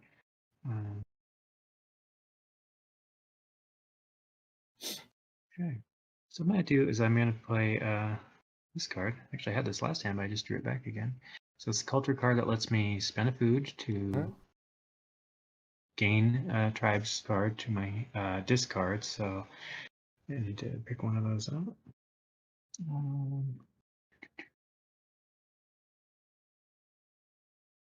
Yeah, I'm going to go ahead and do this hunter. So I'll put a hunter in my discard. Foodish. All right, so now I go on to picking an action. The board is open.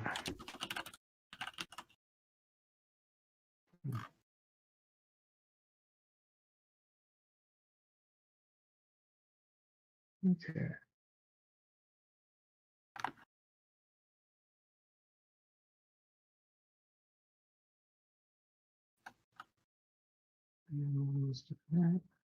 Hey, Jim. Make Well, my little assessment here. thanks for hanging out with us, Jim, and watching. Oh yeah, we got our graphic designer Jim's on watching today. Okay, I'm looking at all these cards here, just seeing what came out and what they do because I don't really A lot of choices. So these second era cards are a little bit more powerful than the first era cards, knowing that the game is effectively halfway over and that you're probably not going to get to play them as many times, so they're a little extra potent. So that's exciting. So you get to see some more powerful actions out of it. All right, so I think that looks pretty juicy. I'm gonna head over there and see what I can do with these guys. Okay. So here. Okay, so here, none of these are on discount right now, so I need to pay full price for these. And I do have a crafter who's the specialist for that, so that's going to get me in on There's 2 labor. 2 labor. And I think I'm going to go 3, 4, and 5, and call it 6, and just pay a lot out of my hand for this. 2 cards into hand. So, okay,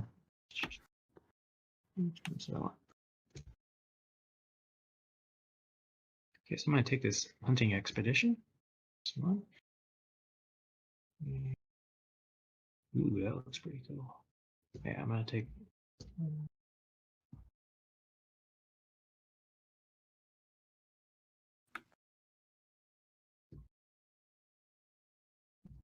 So I'm going to take this mine as well. Okay, so those are done there. So then I come down to the next little spot, and what this is saying is I can spend a given amount of food and tools to get sacred stones. And so I don't have a sacred stone yet, so my initial cost here is pretty cheap. It's just going to be 1 and 1. So if I go ahead and do 1 and 1 here, hopefully I did that correctly. Come on. There we go. All right, so I've done that, and that would allow me to come up here. Now we are in the 3rd round, so I've got a choice of these 4. These ones, right. Now I would like these last ones. Those are looking pretty sweet for me, but that's not in it yet. So what we're looking at is if I have tapped rhinos or tipped rhinos, and this guy, that looks possible, and then camps on blue spaces, which I'm not really working towards right now, and then on brown spaces. So I think I'm going to go with this tapped rhinos one because there's a lot of rhinos out there. And I'm going to park it down here. And you this get the gives berry me an card as immediate well. bonus. And this guy is right for burying. Lived a good life. Now he's honored. Okay. So that goes over there. And I could repeat this action if I wanted to, if I had enough means to do so. And does it look? Yeah, that's it. This little infinity icon here means that you can do these any number of times, not just once. Right, so I've got just enough to do it. So if I go and max out on there, here, I can grab a second one. And I'm going to go take this guy and drop that into that next slot there. So that's been paid for. And this next one, the bonus is, you need to zoom in to see it. Tribe card to the discard pile. Okay. Sorry, I'm really laggy slow here. It's trying to put it in the wrong one. Nope. There we go. There we go. Great. All right, so tribe card to the discard pile, and I think this time I want to go with another one of these guys. Okay, promise most none. Okay, and lastly, I get to draw a card and gain a tool. Get a tool. You're done. All right. Yes. Okay, Drake. I'm going to go ahead and Off. initiate over here. Yep. I've got an elder. I'm not going to play any culture. I've got an elder for 2. And then this tribe makes 3, 4, 5 with my food. Yep. And then Pathfinder makes 6. So I get 6. 3 different cards. Yeah. Okay. So I'm going to go ahead and take a crafter. I'm going to take a hunter. And I'm going to take a shaman. Okay. And then down here, I don't have any tools to spend, so once again, I will forget that. Yep. But at this one, I will bury a card. And you guys have seen me do this before, but I do think I'm going to trade that idol down for a tool instead. Right. All right. Righty. I go, and yeah. Yeah. So the first thing I'm going to do is I'm going to play a couple of culture cards, I think. The first one is this one. Simply gets me 2 tools. And then this one, which is to spend a tool to get a megalith. Now at this point, I think I'm going to go here, which gets me to draw 2 cards.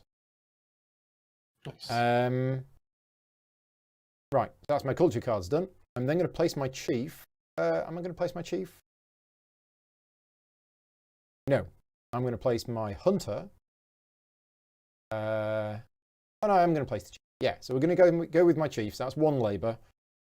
2 for the hunter. 3 because it's a hunter. That's 3 labor points so far. I will spend 2 food to make it 5 labor.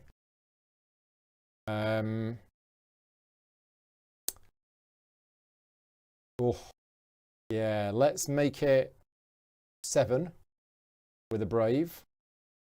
The first of which I'm going to spend to get 2 new cards. Okay. Not what we wanted. And then I will spend another 6. In fact, I'm going to spend another 2 tribes. Yeah, spend another 2 tribes cards. So that gives me 8 in total. And I'm going to take Brutal. Yeah.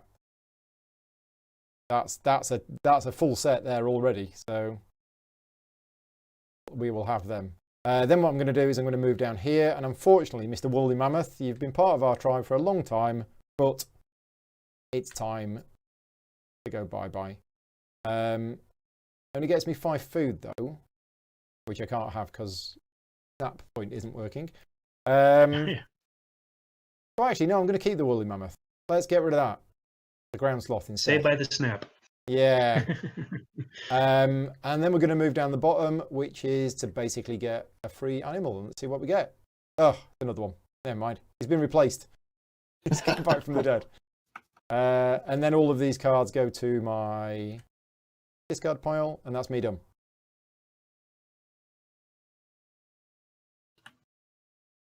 All right. More animals than I know what to do.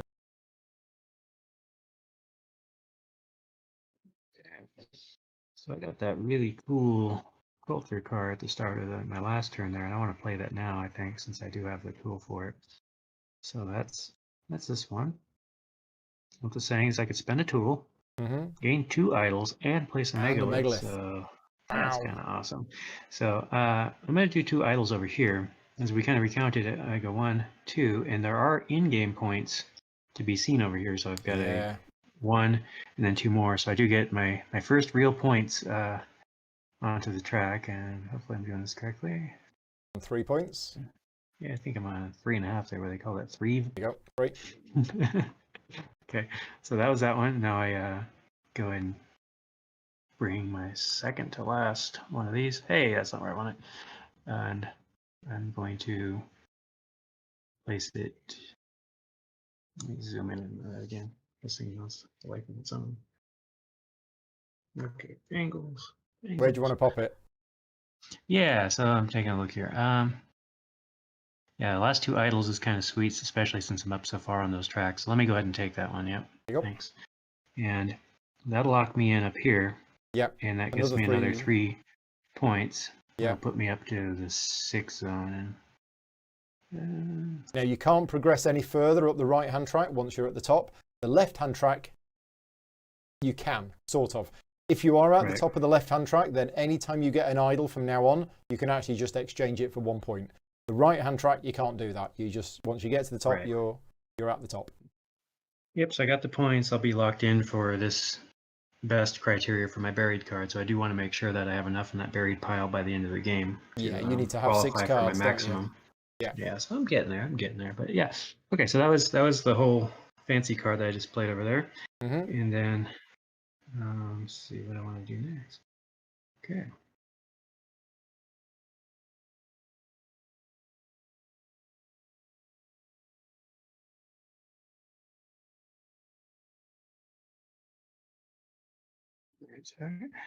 Thinking through it. Yes, I want to go and migrate. So I'm going to take this guy and start him off up here. That's what I've done.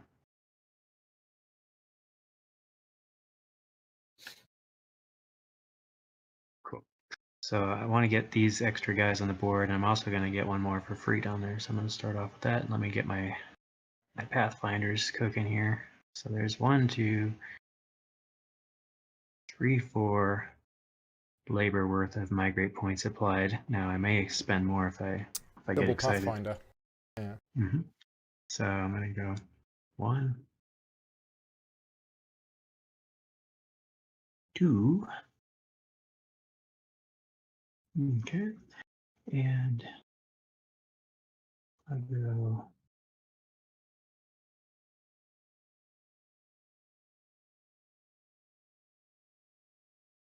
3, 4 into that spot, and what do I want to do next?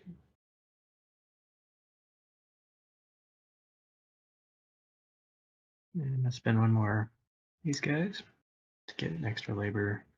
Move this one down. You see the death configuration happening, right? All right, so so that's the party plan.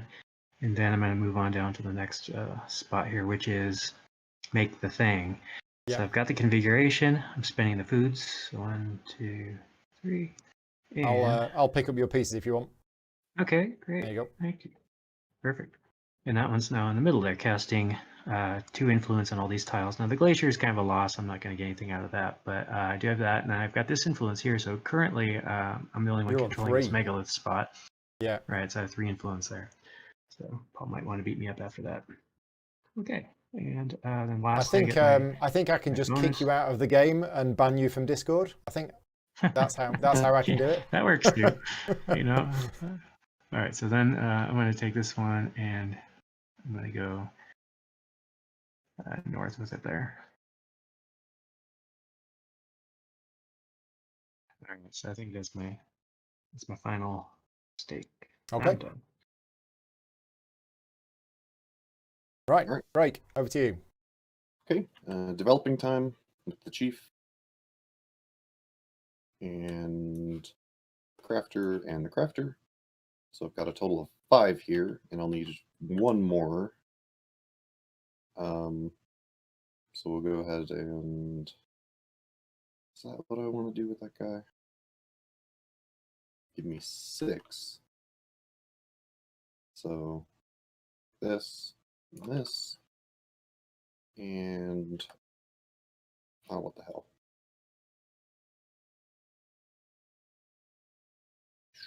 That's actually okay. So instead of this hunter and crafter, I'll use a shaman and a tool. Yep. And okay. Keep these guys instead. Got you 1, 2, 3, 4, 5, 6. Yep, and I got 2 cards out of that. Taking 2 cards, yep. And then I won't have the tools to be able to take a Sacred Stone, so that's a loss there, but oh well. Okay. Gosh, is it worth it to take another one of these things while I'm here? Play myself out to 0.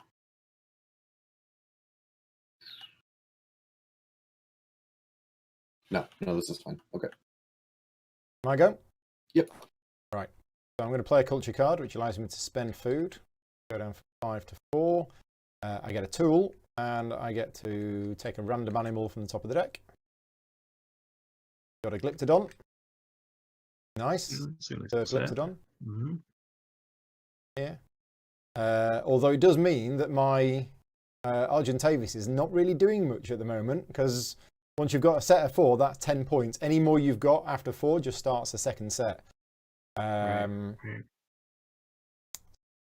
Yeah, okay. I think I'm going to do another culture card. This is spend a food to get a tribe card. I'm going to go to my discard pile, and I'm going to take a Pathfinder. Discard pile. That's my culture cards done. Then I'm going to play...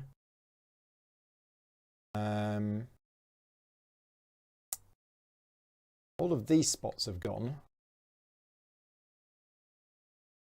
But there is that. So I'm going to put the tribes person on here in my ritual area, and I get to draw a card, and that's my go done. Okay, Jonny, your third turn of round 3.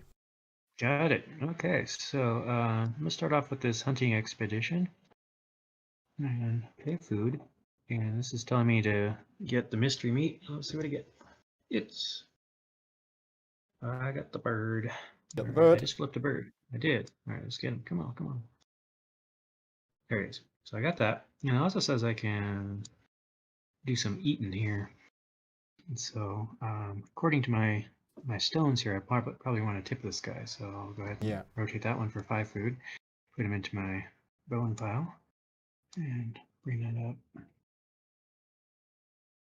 Looks like my spot 5 is okay. Is that correct? Okay, cool. So there's that one. And I don't think I want to eat anybody else at this time. I must decide later, of course, about which set I might add that bird to, since that's kind of an end-game thing. Now, Chieftain. Okay, so I like those cats. I got to get those cats because that's for myself. Yeah. So I'm heading over there. I'm a cat person anyway. So let's show off my hunter. So that's 2. Then I'm going to spend 2 more. 4 labor. Yep. And that'll capture me some cats. Yep. And that's going to bring my setup to 4, Gives which is you a nice. full set of cats. Yep. Come on. All right, these are floating around funny. Let's set them way over there. I have to ask, what kind of mouse are you using? Because the cards seem to be crazy. going over. Yeah, there's weird. I'm still actually at 97%. The whole program didn't load all the way, so I don't know what kind of handicaps I'm working with here. Wow. So, we're using a track pad. That's the field I put the cats out in. They're doing their thing. Okay, so then I got this option to come down here and tip another animal before I head out, and I don't think I want to do that. So I'm gonna let everybody live for now. So that is the end of my last action. And then the last thing I want to do is add a card to my eclipse area. Yes, I can't let Drake have that. Yep, sorry. You didn't see that. Okay, so you've put 1 card in your... Trying. There you go, got it. Nice. You got me. Okay. Right. But that 1 card, if it's a shaman, that's worth 2.5 labor. Right. Yeah, which beats my 2. So yeah. Right. Okay. So this is to discard a card. Yep. And would you say, Jonny, this flips animals as well? One that you just play. Yeah. So you discard a card. You move your hand there. You gain a face-up animal, which would also flip one if you want, and then it'll also tip an animal. Okay, so let's flip one face up when that. When Yeah, that and then you can tip that or a different animal now that you acquire it. All right. Well, yeah, let's eat it. All right, it's been it. Poor little Glyptodon. Yeah, they're gonna go extinct here. I'll also play Mortar and Pestle to get 2 tools and Card. Nice. all right. So with this last action, let's go. Oh, it's tough.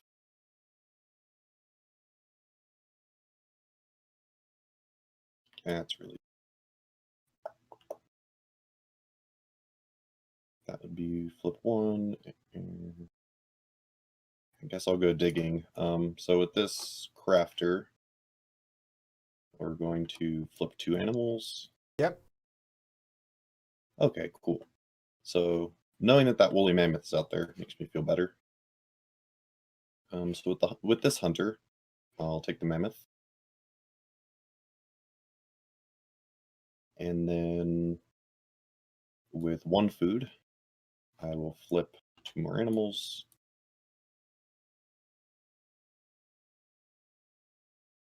And then with 2 more,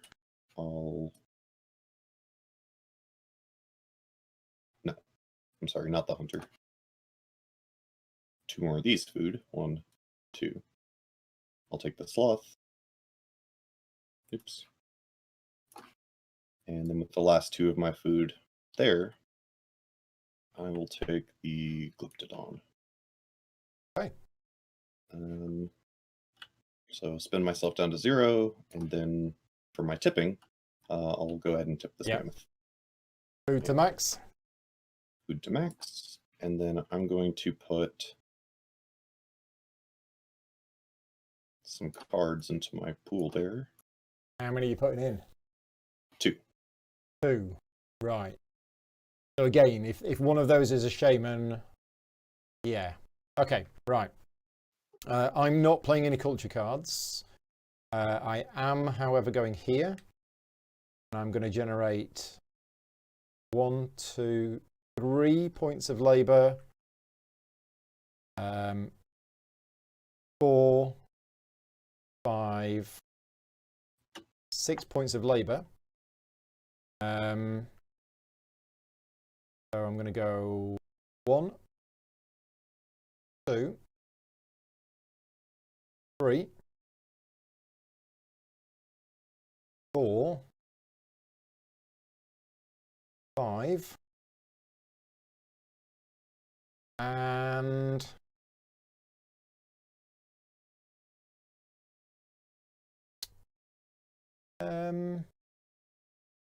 Could steal something with the influence. yeah, I think I might be evil. Go 6.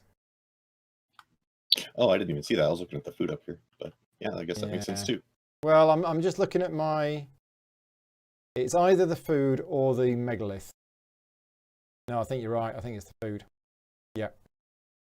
Okay, I think that's that. Then we're going to go down here. I don't have any food to convert into a thing, so I don't. And then that goes there, and that. And then I'm going to put a card into my ritual pile, which I might as well just put face up because we're now revealing them all.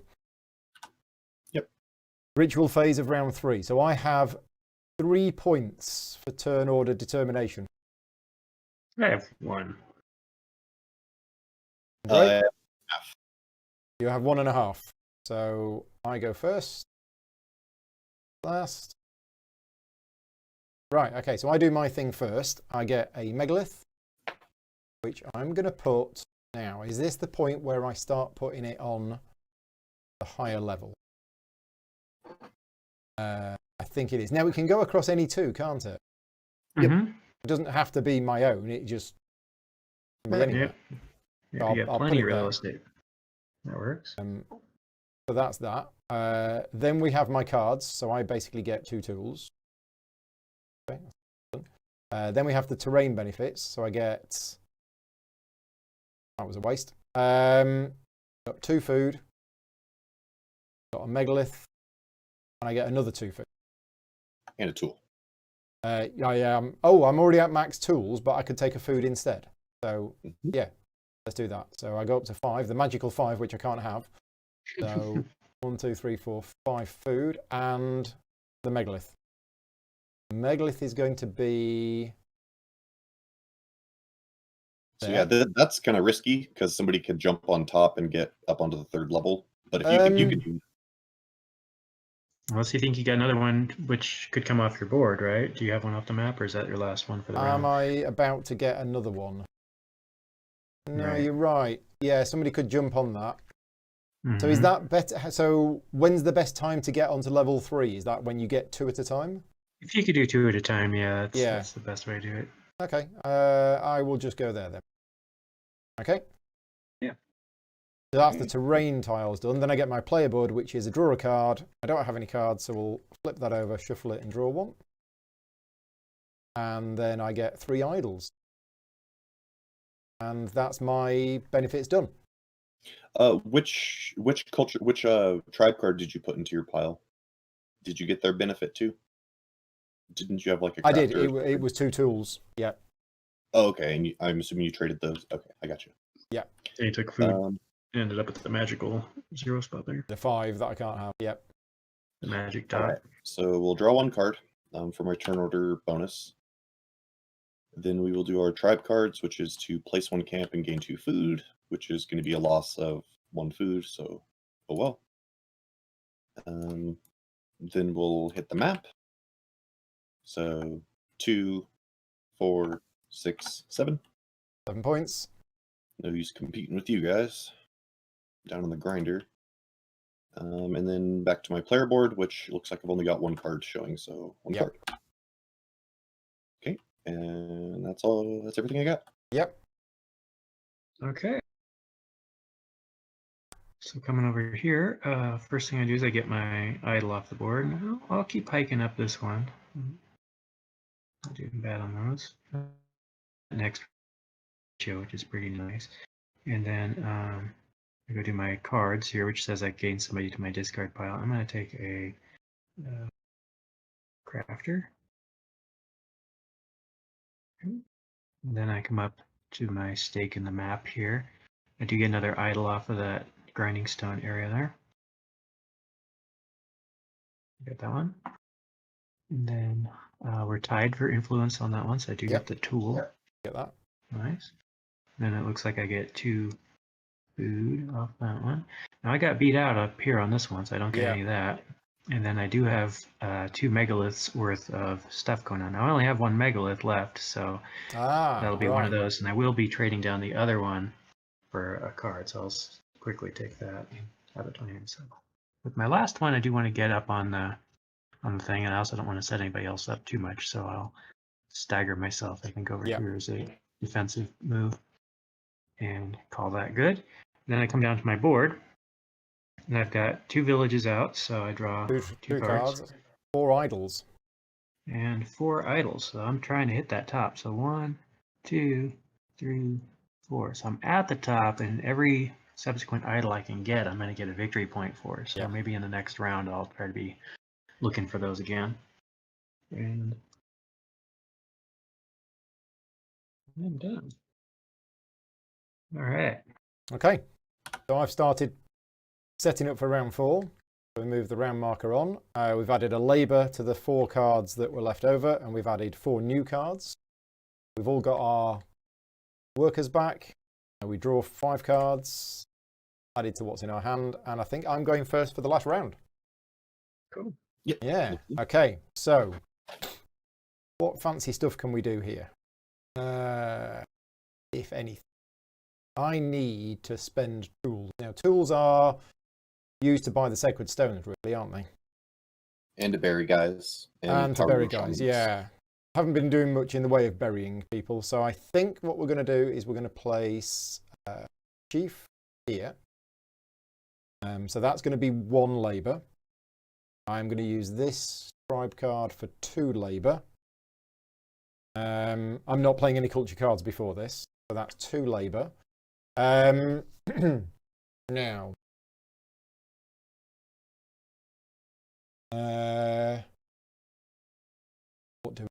What do we want?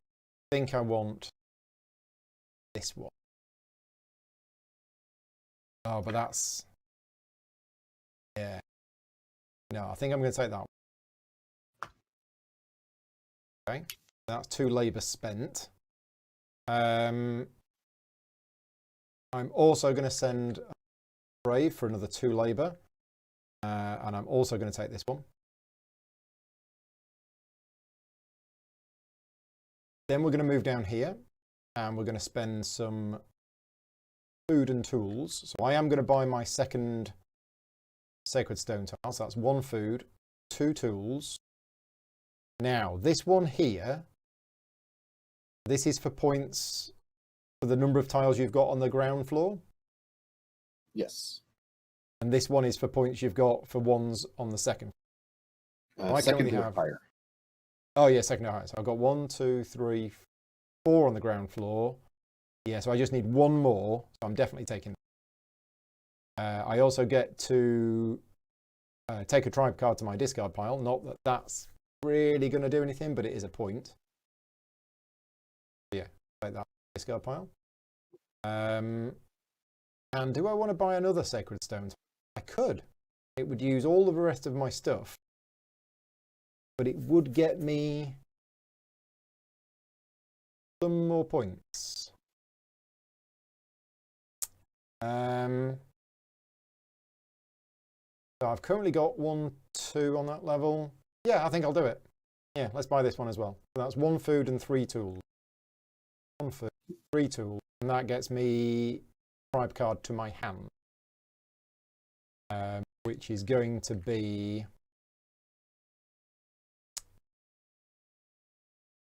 that one. And then we move down the bottom, which is draw a card and gain a tool. So, tool, card, and that is me done. Yeah, quite happy with that. Oh, I didn't do the animal display. Wouldn't have changed what I did. There we go. More animals, more cats. Yeah, that actually doesn't look too bad now.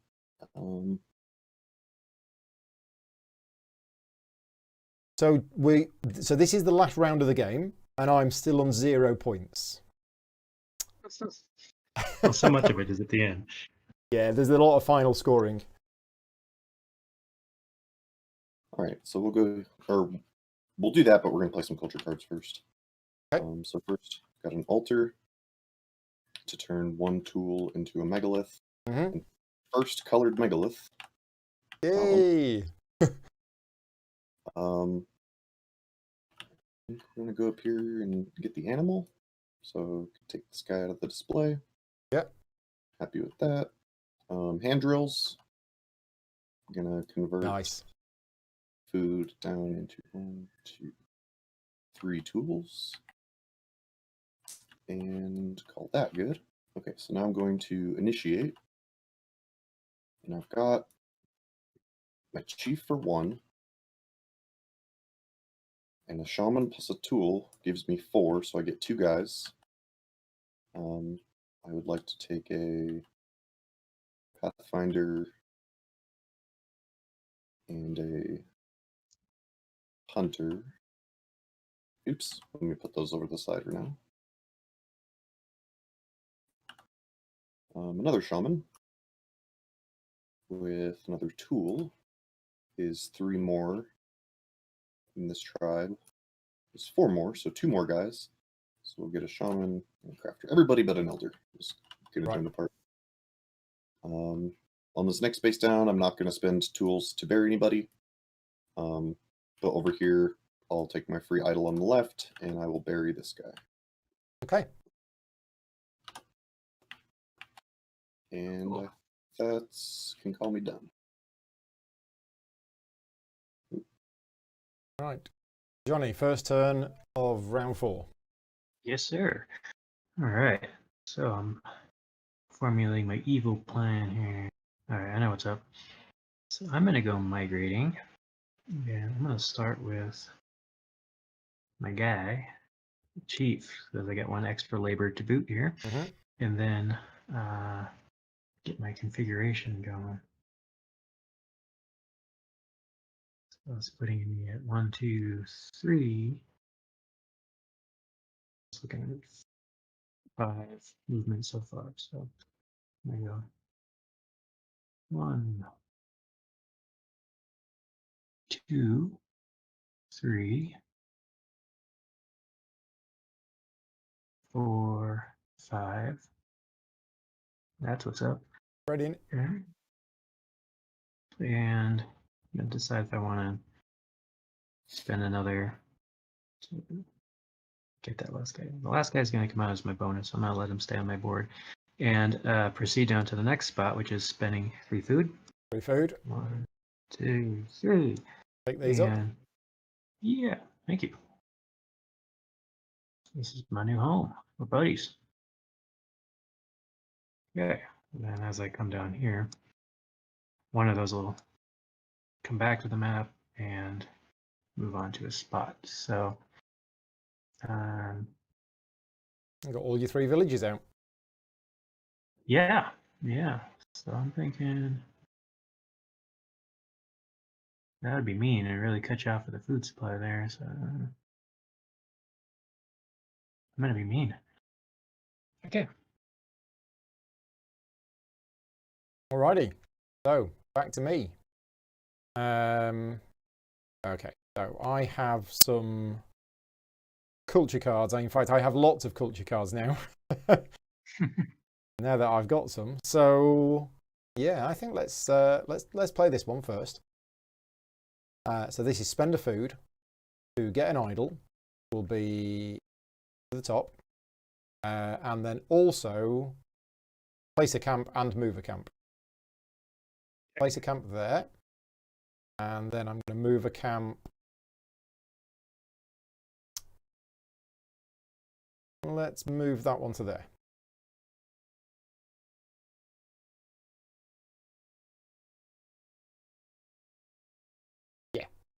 Yeah. Okay. So that's that card. Now I'm going to play.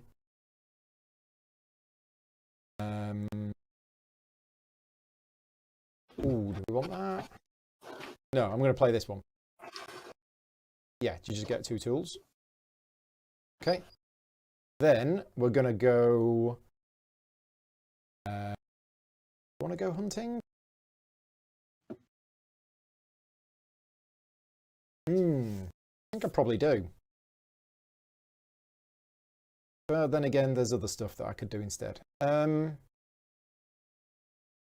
Yeah, no, let's go hunting.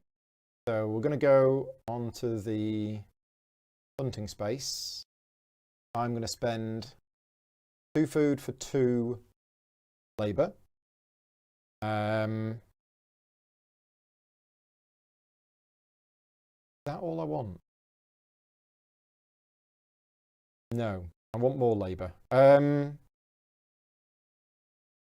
Oh, how am I going to get this extra? I've only got 1 person left after this. I think that 1 person is going to do that. So yeah, it's going to be.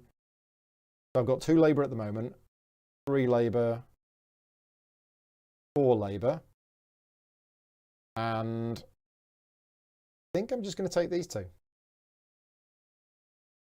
Take the 2 cats. Then we're going to move down to here, and now it's time to say goodbye to the mammoth. Gets my food up to max. And then we go down here and we just get a random animal from the top, which is, oh, the first one we've seen of those. Oh, yeah. Stag moose. Well, there you go. I didn't even know those were in there. I don't think they are in there. Is that just a sample of one? Because Yeah. that. We want to. Yeah, I don't think that was supposed to be scripted in there. Should I get rid of that one? Yeah. Well, if there's another one, another one. So is this the last card? It is. It's a woolly mammoth. It Brilliant. is. There you go. Now, when the deck is empty, a new action becomes available to us. So whenever anybody now takes an animal, instead of taking an animal, they can just put their food up to max. So you can see that printed on the board there. Right, and yeah, ignore that you just saw. That'll need to be removed. I didn't see that. I think that is me done. All I right. have 1 turn left after this. So I'm going to go here to get some of that stuff. And we'll spend 2 there. 3, 4.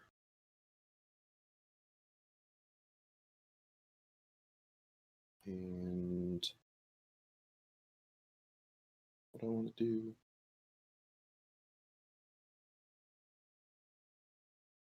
5? No. 1, 2, 3, 4. 5 total. And with that, we'll take the bone beads and the arrowheads. So that's 5, and then we'll come down here. And then for 1 food and 2 tools, which I will spend, can get a sacred stone. And I'll take this one and bury an elder. Or I'm sorry, discard an elder with that.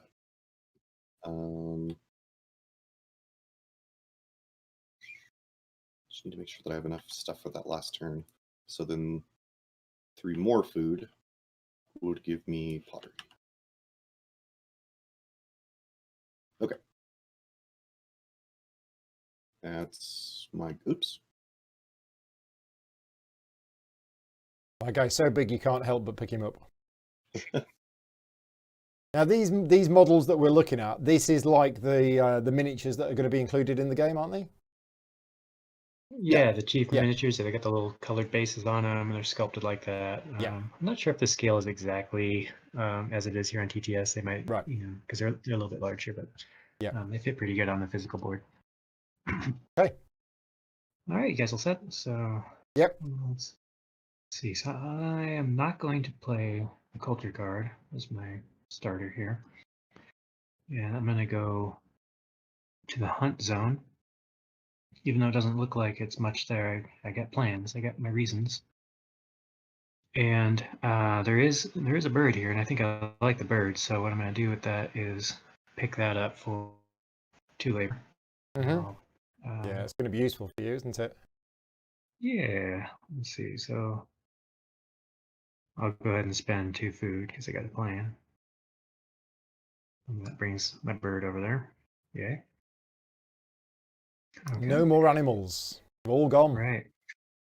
Cool. And so then the other thing I could do is spend another 2, and because of the lack of animals there, I could fill up my food. So I'm going to spend 1 labor here, and then my last food to make up the food, and then that's going to get that guy maxed out there. And then as I come down here, I know the bird seems like a good idea, but I got other plans for him. So I'm going to actually eat the bird. Okay, so you get 2 tools for that. He's that, and that was my main shtick.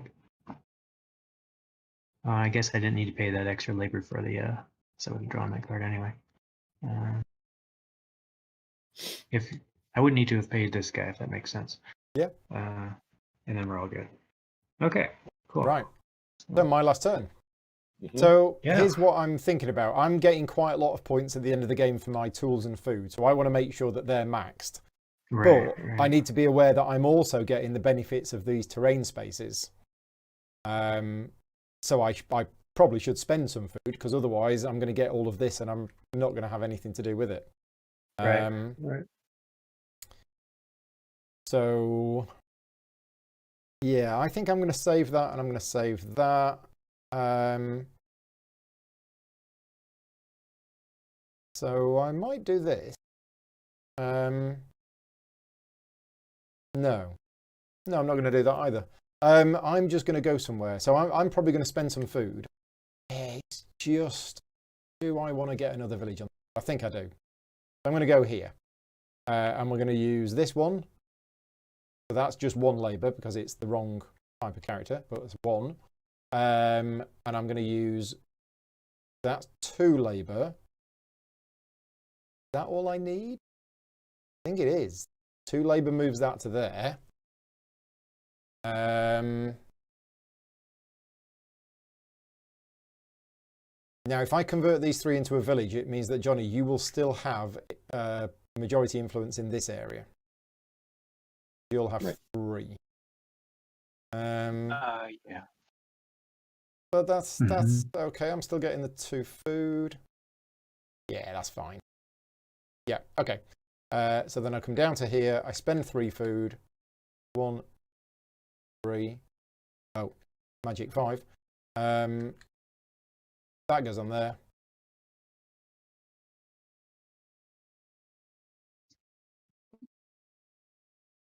Okay, there we go. All right. And then that's it for me. So at that point, I play all of my... There's no point keeping these in hand. So I'm going to put 3 cards into my ritual pile. And that is me done. Very good. All right. Yep. I'm also going to go to my creating action. But first, I'll play some culture. So first, my Atlatl will hunt nothing off the top of the deck and give me some food. Yep. Nice. Yum, yum. Straight up food, yeah. And then we'll drop some bone beads for 1 food, and let's throw another elder in the discard. All right, now that we're actually at this action, this is 1, 2, 3, 4. So we'll go 1, 2, and then we'll go 3. Yeah, 3, 4.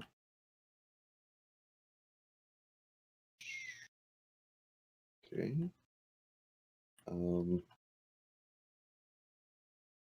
5.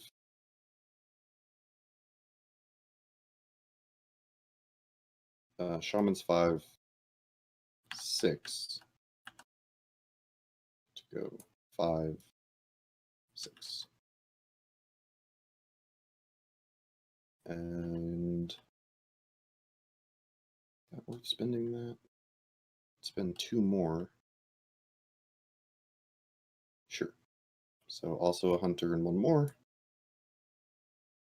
to drop my last camp and move up to this one. Down there. Yeah. Spin my food out. Get a village. Ooh. Oops, wrong one.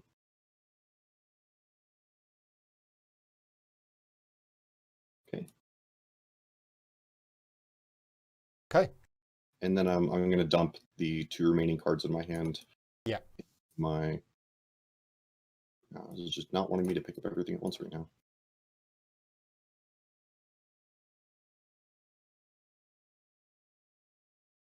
Okay, Jonny, final turn of the game. You got it. All right, so I'm going to go to the initiate action over here. And start with an elder, which is giving me 2 for 1 person. Mm-hmm. And then this guy's going to bring it up to 3. 2 labor, 3 labor. And this guy's not really great for that spot, but he'll make it 4, so I can pick up 2 of these guys. Yeah. And let's take a quick look at it. I mean, this is just for points at this stage of the game, isn't it? Yeah. Yeah, sort of. Because you know, these guys go into my hand, so I could use them for their eclipse abilities. So I'm kind of sorry, playing on yes. that. Yeah, I I'll forgot take the go-to. this one, and then this one. Great. Okay, so I've acquired my peoples, and now come down here, and I've got 3 tools, which I'm going to spend to bury 3 people. And not to bore you guys too much, I'll go ahead and bury those 3 people while we go to the next stage. But in the meantime, I'm going to put some stuff in my eclipse pile, which can go ahead on. And here they come. 1, 2, 3, 4, and 5. Okay, so that my eclipse pile's done, and I just need to bury those cards that I want to pick out of here. Right.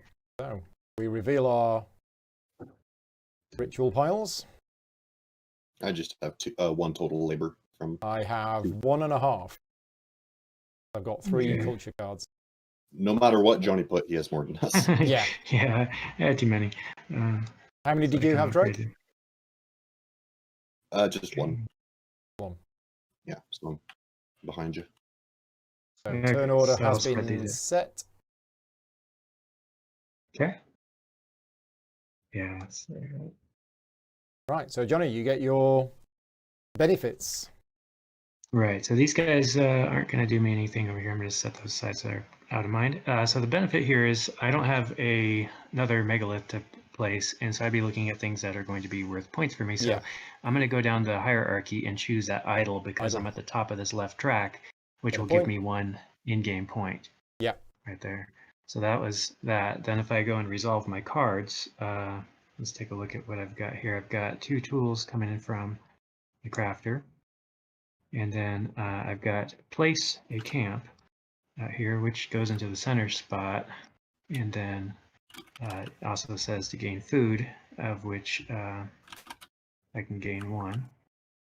And I've done that, so my cards are done. Then I go up and explore the board here and help me out, make sure I get this right.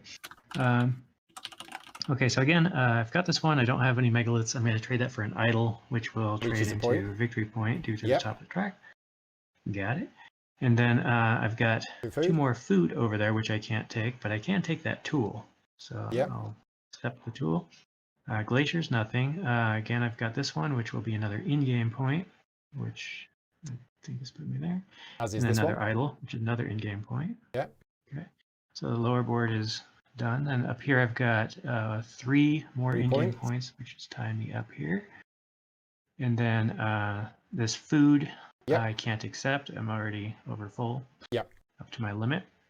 And I think that's it on that board there. And your player board. Now, there's no point drawing cards at the end, is there? Right. So what I'm going to do is I'm going to trade those down for idols, and then I've got these idols. Oh, so of course, I'm going to take 7 in-game 7 points for that. Yeah, And, right. I see. Yep. 1, 2, 3, 7. There you go. Okay. And I'm cashed out.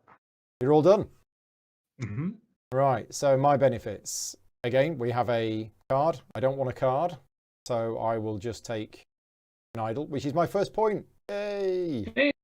Totally going to win now. Right, second is I only played culture cards into my Eclipse area, so they don't count. Then we have the terrain benefits. Okay. So I get another point. Okay. Catching up. 2 food, I can't have any more than 6 there. So yeah, all the food is wasted. But I do have a tool here and I have a megalith here. Tool is going to be that one. And the megalith is going to be... I need to put this on the bottom. Yeah, I'm going to put it there, which gets me 2 cards, which I will take 2 points instead. Am I right in thinking that even if I'm at the bottom here, I still get this or not? You need to be up on 1, so that's a little misprint. There won't actually be a 0 spot. It'll just be a nothing spot. Right, so okay. Although so that you is do only wanna going to get jump up on me it.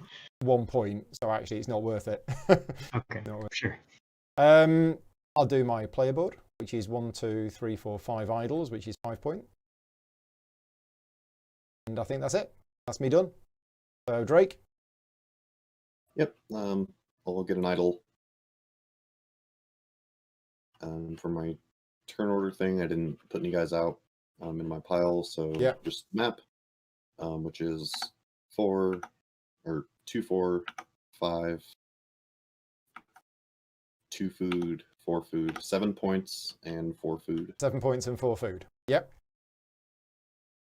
And then I've got 2 cards revealed, and I'll take those in idols instead. Yeah. So I think I'm just going to put a lead on you there because that's not going to get me. This isn't going to get me any more points. Yeah. So. Right. So we're done. We now go to final scoring. And the first thing to do I didn't give is myself points. So let me actually. Sacred Stone tiles. So if we do my Sacred Stone tiles first, so my one on the left is points for different types of cards in my burial pile. I have 1 card in my burial pile. So that gets me 3 points.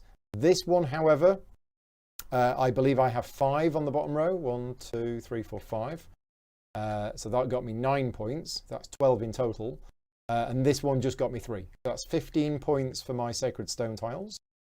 Nice. 24. Jonny, do you want to do your Sacred Stone tiles? Yeah, I have a total of 6 points. I only have one of each qualifying animal there, so that's not a lot. 6 but just points 6 for for your me. Sacred Stone tiles. Yeah, and I don't know if you can keep me on the board there, okay? Yep. Yeah, I'm on. I was on. 27. Thanks. Okay, and Drake, you've got. So this I've got the full score on that because I have 5+ buried of the same. Yes, that's and 9. I'm exerting 3 influence onto that tile. I've got 2 and 1 here. Oh, it's influence on the tile, is it? Rather than just camps on the tile? I believe so, yeah. Which one was it, Drake? That would be Well, camps on the tile, but It's camps on the tile. yeah. I've We can give it been to you storing if those it as makes. influence when I've been playing, but Yeah. so I don't know how you guys want to do that. Well, as the rules are written currently, it's number of camps on said type of terrain. But if We'll you do want to it for as that, and influence, we'll see if it it's makes a difference. negligible. I'm fine with letting it slide if you thought it worked that way. It's fine. It's a 4 difference. It's not big. We'll see if it matters in the end. Yeah, I'll just not give it it's called a play to test. myself. Okay, right. So we've all scored points for Sacred Stone tiles. Next on the list of scoring is, let me scroll up. Final scoring, here we go, offering track. So yeah, positions on the offering track here. So me and Jonny are at the top, which means all of our food and tools is worth 1 point each. I have 4 food, so I just get 1 point. Oh, I got 10 for me. Okay, so let's see, 8. Looks like 11. If I'm seeing that correctly. Yep. Next is the honor track. So Jonny, you're at the top, which means you get, how many cards have you got in your burial pile? I do have 6, so That's I have 15 points. The full deal. Yeah, Drake, you get 10, and I don't get any. Okay, so did I get that last 11 for the No. sides? Okay, so let me get in here. Where are we moving you to, Jonny? You're on 27. 39. And for the one side and 15 for the other. 40. Oh, 15 for the other, so you need to go 5 up from where I just pointed, so 54. Okay. Right, next up is tribe and culture cards. So basically all of the cards that you've got, so you can just take your discard pile, put it into your deck and just count them out, any that are worth points. I'll just... And that's including your buried cards are also in that, so take those out too.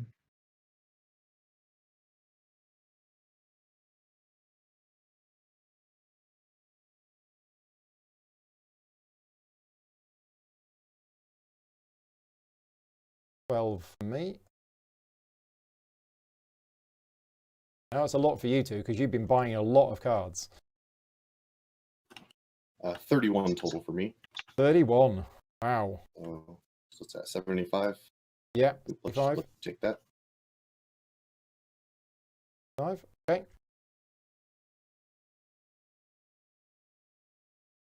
I have 19 worth of points off that. 3. Okay. And then we have animal cards. So let me have a look here. I've got a set of 4 woolly rhinos. That's 10 points. If I add this bird to here, that's a set of 4 glyptodons. That's 20 points. If I add this to here, that's 26. That's 27. And that's 28. So I got 28 points from animals. 28 on to 46, 74. Oh, sneaking there. For now. 12. 10, I'm sorry, so 85. Okay, Jonny? Okay, I have 16 points worth of animals. 16. That puts you on to 89. Okay. Yep. And then stacked megaliths. So again, if we do mine first, anything on the ground floor isn't worth anything. Anything on level 1 is worth 1 point for everything underneath it. And if anybody had anything on the higher level, it would count for everything underneath it. So I've got 1, 2, 3, 4, 5 on the ground level, 2 on level 1. Each one on level 1 is worth 5 points. So that's 10 points. So from 24 to 84. I have 6 on the ground and 2 on top, so I'm looking at 12 more points on top of that. So you have 101. Hey, There you go. Oh, I got one of those tokens. That's my first you time. did. And Drake, Nothing. nothing for that. I And that's it. I think that's the absolutely final locked out of score. megaliths the entire game. Yeah. So there we go. Congratulations, Mr. Jonny Pack. Hey, I got one. I broke 100 first time. You did. You did. Is it so Oh, that you've man, not got you're over like- 100 before? Yeah, I usually score around 105 when I play. I didn't Okay. do quite as good this time. Johnny was just like one step ahead of me the whole game, like swooping the eclipse pile, swooping the megaliths, swooping Yeah. the things that I wanted. So Swooping the map, swooping the animals. yeah, basically, I mean, every time it's like, yeah, that's the next turn. It's like, well, I'm gonna go ahead and do that and spend 10 labor. It's like, no. Yeah. Uh, Yeah, I mean, I've played this game a couple of times when I was testing the rule book. So the process that I have is that I write the rule book, I then give it to some friends of mine. They try to play the game from the rule book, and I kind of join in those games. This is the first proper game I've played. Okay. Yeah, I mean, I didn't really look at the things because I was concentrating on doing the stream, not making excuses. And obviously we were playing remotely adds a little bit of extra time. Playing over Tabletop Simulator adds a bit of extra time. And we were stopping to explain the rules. But honestly, and I'm going to ask this question to you two individually, how long would a 3-player game of this take in person once you've played it at least once before? maybe an hour, I'd say. Probably like an hour if they know how to play the game. Yeah. Okay. So if you know how to play the game and you're playing in person, for a 3-player game, it's about an hour. It isn't as long. If you're looking at this thinking, oh, it's a 2.5 hour video. It's not going to be that length of time. Your first game's probably going to be a little longer, but other than that, yeah. Obviously, I'm terrible at controls on this thing, so I'm very, very slow moving things around. So the thing that caught me out, I mean, the thing that you two did in round 1, which I didn't do, was buying better cards. And that really hurt me. But the thing that I found interesting, and obviously I knew this because I'd written the rules, but these tribe cards that you buy here, putting these in your Eclipse pile is almost as good, if not better, than actually playing them because of the benefits. Yeah, the context, yeah, for sure. Yeah. It just depends on what you're trying to do and if that'll get you there a little closer, for sure. Yeah. Whereas for some reason in my head, I had play all my cards, and then anything that I put in my ritual pile is kind of a bit of a waste. And it's like, no. It's not at all. These tribe cards here, the Eclipse icon, the ritual benefit that you get for those cards is actually really good. So that's an interesting decision of what you do with those cards each round.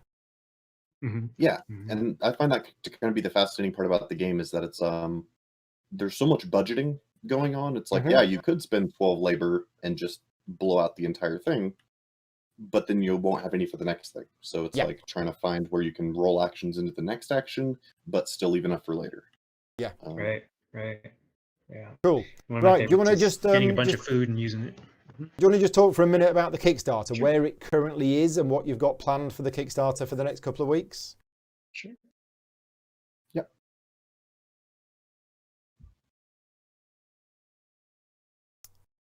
Anybody? Not me? Yeah.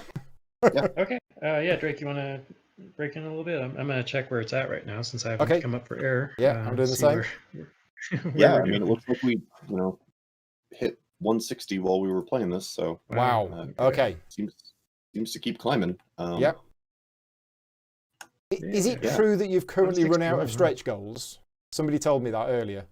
We have a big Excel sheet that has a ton of them on there. So okay, right. they're running out as fast as Yorgo can extend that little river pictogram. So I think after this call, we're going to get together and we should probably put stretch goals out for a country mile in front of there, so that way they're not on a slow drip like they are and just getting chewed up. Yeah, but yeah, we have lots of cool stretch goals. It's little component upgrades and some extra artwork. There's a lot of varying types of stretch goals that'll pop out, and some of them apply to the little expansions, but most of them apply to the core games. Yeah. And so okay. I'm pretty excited about all that.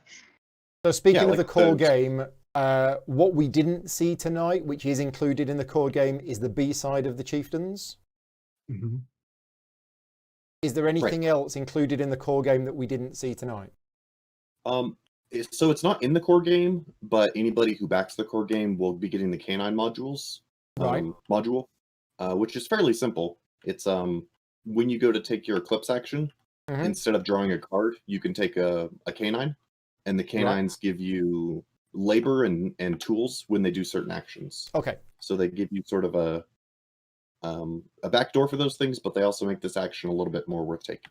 Right. Okay. So that's not officially part of the base game, but as you say, every backer who backs the game is going to get that. The canine. Yeah. Yeah. So there's that one comes with the pledges, and then there's the Ancestors box, which is kind of a mixed box that has a variety of different things in there, and it does come with different animals that work a little different. These ones, obviously, they're mostly they just get you food, and then you collect them for the end game points. And the animals, the other one, they switch out. So you would take the green cards out of this deck, and you put in these alternate animals, and they operate a little differently. So you'd be collecting stuff, but each of those animals has a little bit more of a unique effect identity that it would have. So you might be observing what's out on that board a little bit more, and sure, collecting them for points, but you might actually collect them for a specific engine or something like that, or see a tactical move to get something. So there's some variability there, and then there's set collection with those guys. What's that? The set collection with those guys actually ends up working during the Eclipse phase, so it gives you a little bit more of stuff coming in. So yeah, if you can hunt a lot of them, you'll be pinging these small amounts of points as well as a couple of food and other little benefits.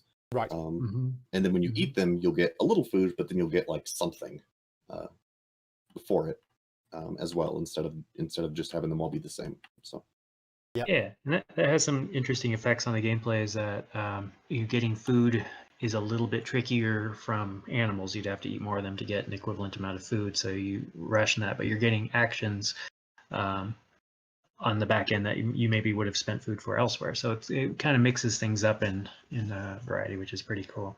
Yeah.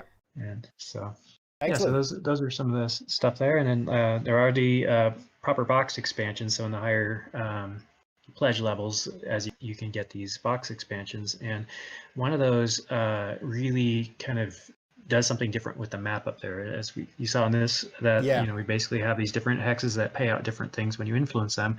The way the rivers one works is there's kind of these trihex tiles that get built in a certain way that there'll always be this long river breaking its way through, instead of having so many, say, just glacier spaces. So you get that unique landscape, but then you've got this riverway, which is kind of like a superhighway for your rafts that you get there. So for a movement point, you can move along this riverway very quickly next to your raft. And you also don't have a center starting location. Each player would get their own little edge starting spot, and you draft those at the start of the game, and you kind of work your way in from the edges, or you can start in from that river, which does get you central or across the map very quickly. So you wouldn't have those typical problems if I start on this side of the board and you start on that side and we never see each other by the end of the game. Yes, we will start on far sides of the board, but transit is kind of expedited that you can get in there. And with that, there's these figures that are landmarks. So there's like a volcano and a big arch. It's kind of like what you'd see in some place like Utah out here, and things like that. And as you surround those things, they have a unique scoring type of payout during the Eclipse phase. So instead of just saying get 2 points, they will give you points per something like that. And along with the randomizing cards, when you set those up, because there's more than would be in any game, that card also operates as a rules reminder for what that is. So you'd see this cool little piece, and you go out there and you build villages and things around it, and then you kind of gun for whatever that special scoring criteria is. And and again, there's a lot of variability because these river tiles can be flipped. They're double-sided, so the rivers could end up being all different directions, going up and down, cutting the board, and then you've got these different landmarks that could be they'll show up in various spots around that. So it really makes the board it kind of doubles down on the interest of that system of that one. Yeah, interesting. Because you've not shared any of this stuff. You've been keeping all of this extra stuff secret from me, so I've not seen any of the rules for any of this stuff yet. So we've got that to work on at some point. Yeah. Right. Yeah. And then Cool. the cave paintings is the other box, and I'll briefly say what that one does. It's going to add a 5th action column, kind of where the animal board is here. You can stick it to the side of the board, Right. and you would This put would your move workers there to over. take a series of actions like this. And the actions with that one is going to be taking the painting action, and you actually have a little, what looks kind of like the side of a cave that goes next to your player board, and you use dry erase to connect the dots and circle things and outline things, sort of like you would in Okay. a roll and write game. Yeah. By taking this action, and that will unlock benefits. So when you properly circle something, outline some, complete something, it'll fire off a sequence of benefits, and a lot of those are kind of what we think of as like short-circuiting the normal means of doing something. Usually, when you hunt, and when you go and you build over here, you do that. A lot of these bonuses are kind of compounds, so you get to do 2 things that you normally don't get to do in a given turn if you let these things fire off. And then they have eclipse benefits and things like that. So a lot of it's about allocating a certain amount of your resources and labors to painting this little thing. And of course, there's guidelines on how to paint the thing so it looks like the animal that you're doing, but those guidelines are also going to be fuzzy enough that if you wanted to draw some googly eyes on your your mammoth or something like that, there's enough room to have a little bit of creative touch too on that. So okay, that inspires what that one's doing. Cool. Right.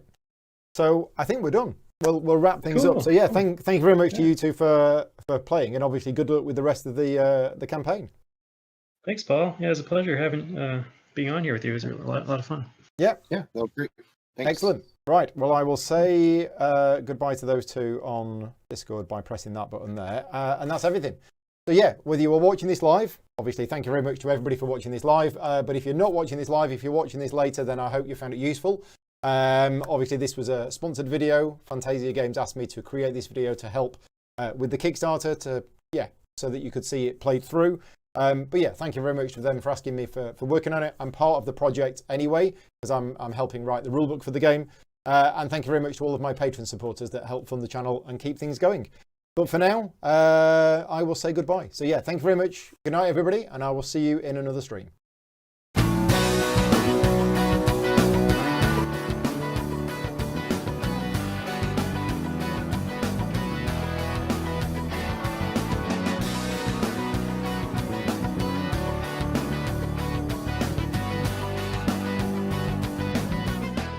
Gaming Rules is proudly sponsored by Game Toppers, upgrading your gaming experience. Visit GameToppersLLC.com.